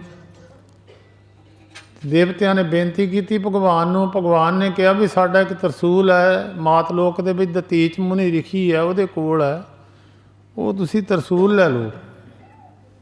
ਜਿਹਦੇ ਮਾਰੋਗੇ ਤਰਸੂਲ ਉਹ ਰਾਖਸ਼ ਮਰ ਜੂਗਾ। ਉਹ ਦਤੀਚ ਮੁਨੀ ਰਿਖੀ ਦੇ ਕੋਲ ਆਏ। ਉਹਨੂੰ ਕਿਹਾ ਜੀ, ਉਹਨੇ ਕਿਹਾ ਆਓ ਦੇਵਤਾ ਜਨੋਂ, ਕੀ ਜ਼ਰੂਰਤ ਹੈ, ਕੀ ਕੰਮ ਪੈ ਗਿਆ? ਉਹ ਕਹਿਣ ਲੱਗੇ ਜੀ ਕੰਮ ਤਾਂ ਇਹ ਹੈ, ਤੁਹਾਡੇ ਕੋਈ ਤਰਸੂਲ ਹੈ ਕਿ ਸਾਨੂੰ ਤਰਸੂਲ ਦੇ ਦਿਓ। ਉਹ ਕਹਿੰਦੇ ਤਰਸੂਲ ਤਾਂ ਅਸੀਂ ਸਰਦਾਈ ਵਿੱਚ ਘੋਟ ਕੇ ਪੀ ਗਏ, उन्होंने भगवान नूं दस्सिया जी तरसूल तो मिलिया नहीं, वो सरदाई च घुट के पी गए। वो कहते जे घुट के पी गया, इदां करो जिस महात्मा के अंदर तरसूल चले गया वो महात्मा दीयां हड्डियां लै लो। वो हड्डी ਜਿਹੜੇ ਤੁਸੀਂ शास्त्र ਨੂੰ ਲਾਓਗੇ, ਉਹ शास्त्र ਜਦੋਂ ਰਾਖਸ਼ ਦੇ ਮਾਰੋਗੇ ਰਾਖਸ਼ ਮਰ ਜਾਊਗਾ। ਉਹ ਫਿਰ ਇਕੱਠੇ ਹੋ ਕੇ ਦਤੀਜ ਮੁਨੀ ਰਿਖੀ ਦੇ ਕੋਲ ਪਹੁੰਚੇ। ਕਹਿੰਦੇ ਮਹਾਰਾਜ ਤੁਹਾਡੀਆਂ ਹੱਡੀਆਂ ਦੀ ਜ਼ਰੂਰਤ ਹੈ। ਉਹ ਕਹਿੰਦੇ ਹੱਡੀਆਂ ਲੈ ਲਓ। ਜੇ ਮੇਰੀਆਂ ਹੱਡੀਆਂ ਕਿਸੇ ਦੇ ਕੰਮ ਆ ਜਾਣ ਤੇ ਇਹ ਤੋਂ ਬੜੇ ਹੋਰ ਪਰਪਕਾਰ ਕੀ ਹੋ ਸਕਦਾ। ਉਹ ਦੇਵਤੇ ਕਹਿਣ ਲੱਗੇ ਮਹਾਰਾਜ ਹੱਡੀ ਤਾਂ ਲੈ ਲਈਏ, ਬੰਦਗੀ ਮਾਨ ਪੁਰਖ ਦਾ ਕਤਲ ਕਰ ਦਈਏ, ਸਾਰੀ ਸ੍ਰਿਸ਼ਟੀ ਦਾ ਕਤਲ ਕਰ ਦਈਏ, ਇੱਕ ਬਰਾਬਰ ਹੈ। ਨਾਮ ਜਪਣ ਵਾਲੇ ਗੁਰਮੁਖ ਦਾ ਕਤਲ ਤੇ ਸਾਰੀ ਸ੍ਰਿਸ਼ਟੀ ਦਾ। ਵੀ ਸਾਨੂੰ ਇਹ ਦੱਸੋ ਵੀ ਹੱਡੀਆਂ ਲਈਏ ਕਿੱਦਾਂ। ਉਹ ਮਹਾਤਮਾ ਕਹਿੰਦੇ ਦੱਸ ਦਿੰਦੇ ਤੁਹਾਨੂੰ ਅਸੀਂ, ਤਾਂ ਲੈ ਲਿਓ ਤੁਸੀਂ। ਤੁਸੀਂ ਇੱਦਾਂ ਕਰੋ, ਮੈਂ ਕੱਪੜੇ ਖੋਲ੍ਹ ਕੇ ਤੇ 10ਵੇਂ ਦੀਵਾਰ ਸਵਾਸ ਚੜ੍ਹਾ ਲੈਣਾ। ਤੁਸੀਂ ਦਹੀਂ ਵਿੱਚ ਮਸਾਲੇ ਰਲਾ ਕੇ ਤੇ ਮੇਰੇ ਸਰੀਰ 'ਤੇ ਪਾਈ ਜਾਇਓ। ਗਾਈਆਂ ਖੁੱਲੀਆਂ ਛੱਡ ਦਿਓ ਤੇ ਗਾਈਆਂ ਮੇਰੇ ਸਰੀਰ ਨੂੰ ਚੱਟਣ ਲੱਗ ਜੂਗੀਆਂ ਤੇ ਉੱਤੇ ਮਾਸ ਚੱਟਿਆ ਜਾਊਗਾ ਤੇ ਵਿੱਚੋਂ ਹੱਡੀ ਜਿੱਥੇ ਜਿੱਥੇ ਚਾਹੀਦੀ ਕੱਟ ਲਿਓ। ਉਹਨਾਂ ਨੇ ਉਸੇ ਤਰੀਕੇ ਕੀਤਾ। ਦਤੀਚ ਮੁਨੀ ਦੇ ਦਹੀਂ ਪਾਈ ਗਏ ਤੇ ਗਾਈਆਂ ਸ਼ੁਰੂ ਕਰਤੀਆਂ। ਗਾਈਆਂ ਨੇ ਜੀਭ ਹੁੰਦੀ ਕੰਡੇਦਾਰ, ਉਹਨੇ ਚੱਟ ਕੇ ਮਾਸ ਉੱਤੋਂ ਕੱਢਤਾ, ਹੱਡੀਆਂ ਨੰਗੀਆਂ ਕਰ ਦਿੱਤੀਆਂ। ਉਹ ਹੱਡੀਆਂ ਫਿਰ ਕੱਟ ਕੇ ਦੇਵਤਿਆਂ ਨੇ ਰਾਖਸ਼ਾਂ ਨੂੰ ਮਾਰਿਆ। ਉਹਦਾ 80 ਮੀਲ ਦਾ ਏਰੀਆ ਪਵਿੱਤਰ ਹੋਇਆ ਭਗਵਾਨ ਦੇ ਚਰਨ ਪੈਣ ਨਾਲ, ਦਤੀਚ ਮੁਨੀ ਰਿਖੀ ਦਾ। ਅਤੇ ਉੱਥੇ ਸਰੀਰ ਛੱਡਣਾ ਬੜਾ ਸ੍ਰੇਸ਼ਟ ਗਿਣਿਆ ਗਿਆ। ਅਤੇ ਅੱਜ ਵੀ ਉਹ ਸਥਾਨ ਹੈ, ਲਖੀਮਪੁਰ ਜ਼ਿਲ੍ਹੇ ਦੇ ਵਿੱਚ ਹੈ। ਇਹਨੂੰ ਕਹਿੰਦੇ 68 ਤੀਰਥ ਜੀ ਦਇਆ ਪ੍ਰਵਾਨ, ਜਿਸ ਨੂੰ ਦੇਵੇ ਦਇਆ ਕਰ ਸੋਈ ਪੁਰਖ ਸੁਜਾਨ, ਜਿਨ੍ਹਾਂ ਮਿਲਿਆ ਪ੍ਰਭ ਆਪਣਾ ਨਾਨਕ ਤਿਨ ਕੁਰਬਾਨ। ਜਿਨ੍ਹਾਂ ਨੂੰ ਪਰਮੇਸ਼ਰ ਨਿਰੰਕਾਰ ਮਿਲ ਗਿਆ। ਜਿਸ ਪਤੀ ਪਤਨੀ ਦਾ ਪਤੀ ਨਾ ਬਣ ਆਵੇ, ਨਾ ਬਣਦੀ ਹੋਵੇ, ਜੇ ਮੁੜ ਕੇ ਬਣ ਜਾਵੇ, ਮੁੜ ਕੇ ਉਹਨਾਂ ਦਾ ਪ੍ਰੇਮ ਹੋ ਜਾਵੇ, ਕਹਿੰਦੇ ਸਿਆਣੀ ਨਿਕਲੀ ਵੀਰ ਇਹ ਸਿਆਣੀ ਨਿਕਲੀ, ਇਹ ਮੁੜ ਕੇ ਚਲੋ ਇਹਨਾਂ ਦਾ ਮੇਲਾ ਹੋ ਗਿਆ। ਜੇ ਨਾ ਬਣੇ ਸਾਰੀ ਜ਼ਿੰਦਗੀ, ਉਹ ਕਹਿੰਦੇ ਇਹਨੂੰ ਅਕਲ ਹੈ ਨਹੀਂ, ਇਹਨੂੰ ਅਕਲ ਨਹੀਂ ਹੈ। ਇਹਨੂੰ ਅਕਲ ਹੁੰਦੀ ਉਹਨਾਂ ਬਣਾ ਕੇ ਰੱਖਦੀ। ਸੋਈ ਪੁਰਖ ਸੁਜਾਨ, ਉਹ ਸਿਆਣਾ ਪੁਰਖ ਹੈ ਜਿਹਦੀ ਮੁੜ ਕੇ ਆਪਣੇ ਪਤੀ ਨਾਲ ਬਣ ਗਈ, ਪਰਮੇਸ਼ਰ ਨਿਰੰਕਾਰ ਨਾਲ। ਜਿਨ੍ਹਾਂ ਗੱਲਾਂ ਤੋਂ ਵਿਗੜੀ ਸੀ ਉਹ ਗੱਲਾਂ ਵਿੱਚ ਮੁੜ ਕੇ ਸੁਧਾਰ ਲੈ ਆਂਦਾ, ਉਹ ਗੱਲਾਂ ਨੂੰ ਮੁੜ ਕੇ ਸਹੀ ਕਰ ਲਿਆ। ਜੋ ਜੋ ਔਗਣ ਸਾਡੇ ਵਿੱਚ ਸਨ ਉਹ ਔਗਣ ਵਿੱਚੋਂ ਕੱਢ ਦਿੱਤੇ। ਜਿਨ੍ਹਾਂ ਔਗਣਾਂ ਕਰਕੇ ਸਤਿਗੁਰੂ ਜੀ ਨੇ ਬਾਣੀ ਵਿੱਚ ਲਿਖਿਆ, ਸੋ ਸਿੱਖ ਸਖਾ ਬੰਧਪ ਹੈ ਭਾਈ, ਜੇ ਗੁਰ ਕੇ ਭਾਣੇ ਵਿੱਚ ਆਵੇ। ਜਿਹੜਾ ਤੀਵੀਂ ਆਪਣੀ ਮਰਜ਼ੀ ਕਰੇ, ਜੇ ਗੁਰ ਕੇ ਭਾਣੇ ਵਿੱਚ ਆਵੇ, ਆਪਣੇ ਭਾਣੇ ਜੋ ਚੱਲੇ ਭਾਈ, ਵਿਛੜ ਚੋਟਾਂ ਖਾਵੇ। ਕਹਿੰਦੇ ਜਿਹੜਾ ਪਰਮੇਸ਼ਰ ਦੇ ਹੁਕਮ ਵਿੱਚ ਹੈ, ਉਹ ਕਹਿੰਦੇ ਸਾਡਾ ਸਕਾ। ਜਿਹੜਾ ਕਿਹਾ ਨਹੀਂ ਮੰਨਦਾ, ਕਹਿੰਦੇ ਸਾਡਾ ਸਕਾ ਸੋਕਾ ਨਹੀਂ ਹੈ, ਜਾਂਦਾ ਜਾਵੇ ਜਿੱਧਰ ਨੂੰ ਮਰਜ਼ੀ। ਸੋਈ ਪੁਰਖ ਸੁਜਾਨ ਮਾਘ ਸੁੱਚੇ ਸੇ ਕਾਢੀਏ, ਜਿਨ ਪੂਰਾ ਗੁਰ ਮਿਹਰਬਾਨ। ਜਿਨ੍ਹਾਂ 'ਤੇ ਗੁਰੂ ਮਿਹਰਬਾਨ ਹੋਇਆ, ਪੂਰਾ ਗੁਰੂ ਤਾਂ ਵੈਸੇ ਕਿਸੇ ਤੋਂ ਆਪਾਂ ਮਾੜਾ ਮੋਟਾ ਕੰਮ ਸਿੱਖ ਲਈਏ, ਕਹਿੰਦੇ ਮੇਰਾ ਗੁਰੂ ਹੈ, ਉਹ ਕਹਿੰਦਾ ਮੇਰਾ ਸ਼ਾਗਿਰਦ ਹੈ।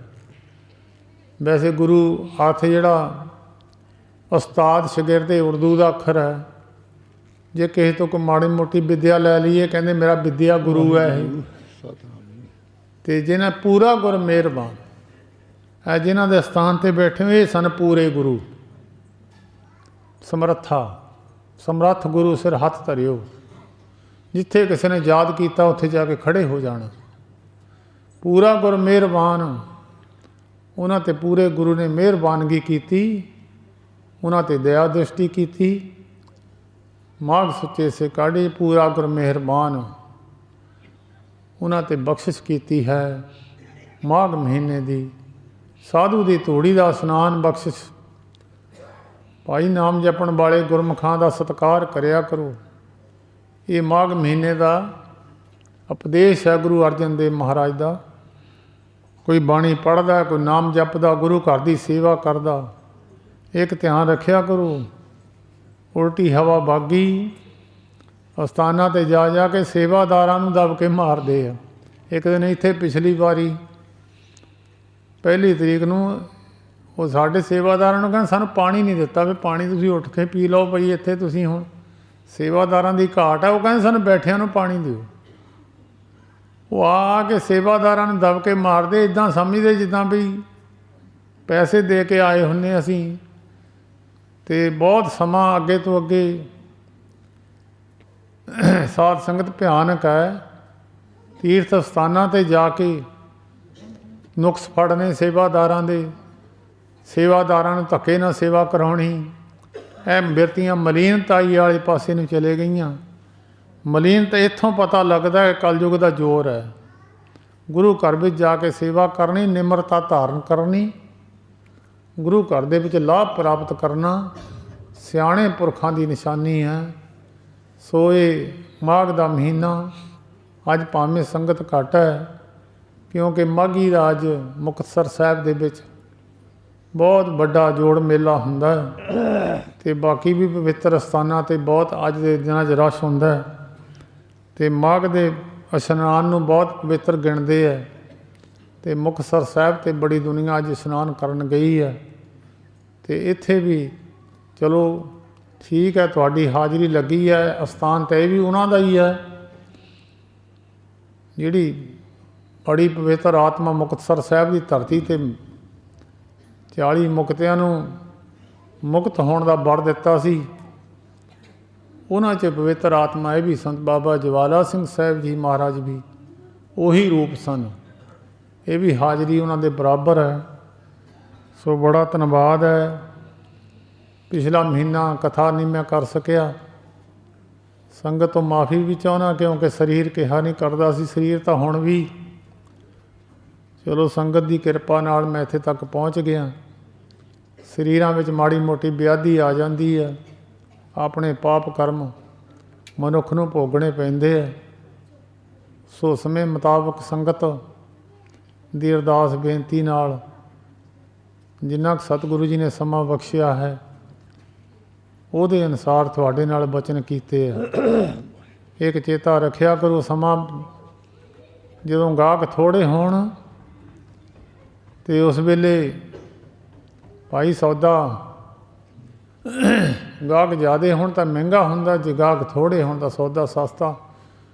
ਹੁਣ ਤਾਂ ਇਸ ਵੇਲੇ ਨਾਮ ਜਪਣ ਵਾਲਿਆਂ ਦੀ ਘਾਟ ਹੈ। ਦੂਜੇ ਵਾਲੇ ਪਾਸੇ ਨਰਕ ਵਾਲੇ ਪਾਸੇ ਨੂੰ ਦੁਨੀਆ ਜ਼ਿਆਦਾ ਹੈ, ਨਾਮ ਜਪਣ ਵਾਲੇ ਪਾਸੇ ਨੂੰ ਦੁਨੀਆ ਘੱਟ ਹੈ। ਨਾਮ ਜਪਿਆ ਕਰੋ, ਬਾਣੀ ਪੜ੍ਹਿਆ ਕਰੋ। ਸਮਾਂ ਅੱਗੇ ਤੋਂ ਅੱਗੇ ਤੁਹਾਨੂੰ ਦਿਸਦਾ, ਦੱਸਣ ਦੀ ਜ਼ਰੂਰਤ ਨਹੀਂ ਹੈ। ਸੋ ਬਾਣੀ ਪੜ੍ਹਿਆ ਕਰੋ, ਨਾਮ ਜਪਿਆ ਕਰੋ, ਸੇਵਾ ਕਰਿਆ ਕਰੋ ਗੁਰੂ ਘਰ ਦੀ। ਸਤਿਗੁਰੂ ਜੀ ਕਿਰਪਾ ਕਰਨ, ਜਿਨ੍ਹਾਂ 'ਤੇ ਬਖਸ਼ਿਸ਼ ਕਰਦੇ ਹੈ। ਮਾਘ ਸੁੱਚੇ ਸੇ ਕਾਢੀ ਹੈ, ਜਿਨ ਪੂਰਾ ਗੁਰ ਮਿਹਰਬਾਨ। ਜਿਨ੍ਹਾਂ 'ਤੇ ਪੂਰੇ ਗੁਰੂ ਦੀ ਮਿਹਰਬਾਨੀ ਹੁੰਦੀ ਹੈ, ਉਹ ਮਾਘ ਮਹੀਨੇ ਉਹਨਾਂ ਨੂੰ ਸਾਧੂ ਦੀ ਸੰਗਤ ਮਿਲਦੀ ਹੈ। ਸਾਧੂ ਦੀ ਸੰਗਤ ਵੀ ਸਾਰਿਆਂ ਨੂੰ ਨਹੀਂ, ਪਹਿਲਾਂ ਨਿਗਾਹ ਦ੍ਰਿਸ਼ਟੀ ਆਪਣੀ ਸਾਫ਼ ਕਰਨੀ ਪੈਂਦੀ ਹੈ। ਅਤੇ ਅਸੀਂ ਵੀ ਜਦੋਂ ਕਦੀ ਮਹਾਤਮਾ ਲੋਕਾਂ ਦੀ ਸੰਗਤ ਵਿੱਚ ਅਸੀਂ ਵੀ ਸੰਤਾਂ ਨੂੰ ਆਪਣੇ ਵਰਗੇ ਸਮਝੀ ਜਾਣਾ। ਅਸੀਂ ਕਹਿਣਾ ਸਾਡੇ ਵਰਗੇ ਹੀ ਆ। ਉਹ ਮਗਰੋਂ ਪਤਾ ਲੱਗਿਆ ਹੌਲੀ ਹੌਲੀ ਉਹਨਾਂ ਨੇ ਹੁੰਦਿਆਂ ਨੇ 1-2 ਗੱਲਾਂ ਸਿੱਧੀਆਂ ਕਰ ਦੇਣੀਆਂ, 1-2 ਉੱਦਾਂ ਦੀਆਂ ਕਰ ਦੇਣੀਆਂ। ਅਸੀਂ ਕਹਿਣਾ ਸਾਡੇ ਨਾਲ ਦੇ ਹੀ ਆ।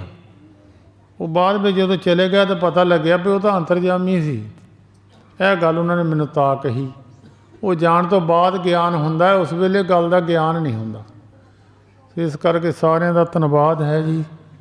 ਸਾਰੀ ਸੰਗਤ ਦਾ ਧੰਨਵਾਦ। ਇਹਨਾਂ ਸੰਗਤ ਦੀਆਂ ਅਸੀਸਾਂ ਨਾਲ, ਸੰਗਤ ਦੀਆਂ ਅਰਦਾਸਾਂ ਦੇ ਨਾਲ ਮੈਂ ਮੁੜ ਕੇ ਤੁਹਾਡੇ ਦਰਸ਼ਨ ਕੀਤੇ ਹੈ। ਠੀਕ ਹੈ, ਸਤਿਗੁਰੂ ਜੀ ਕਿਰਪਾ ਕਰਨ, ਜਿੰਨਾ ਕੁ ਸਮਾਂ ਆਪਣੇ ਪਵਿੱਤਰ ਸਥਾਨਾਂ ਦੀ ਸੇਵਾ ਕਰਵਾਉਣਗੇ ਉਹਨਾਂ ਕੁ ਚਿਰ ਸੇਵਾ ਕਰਾਂਗੇ।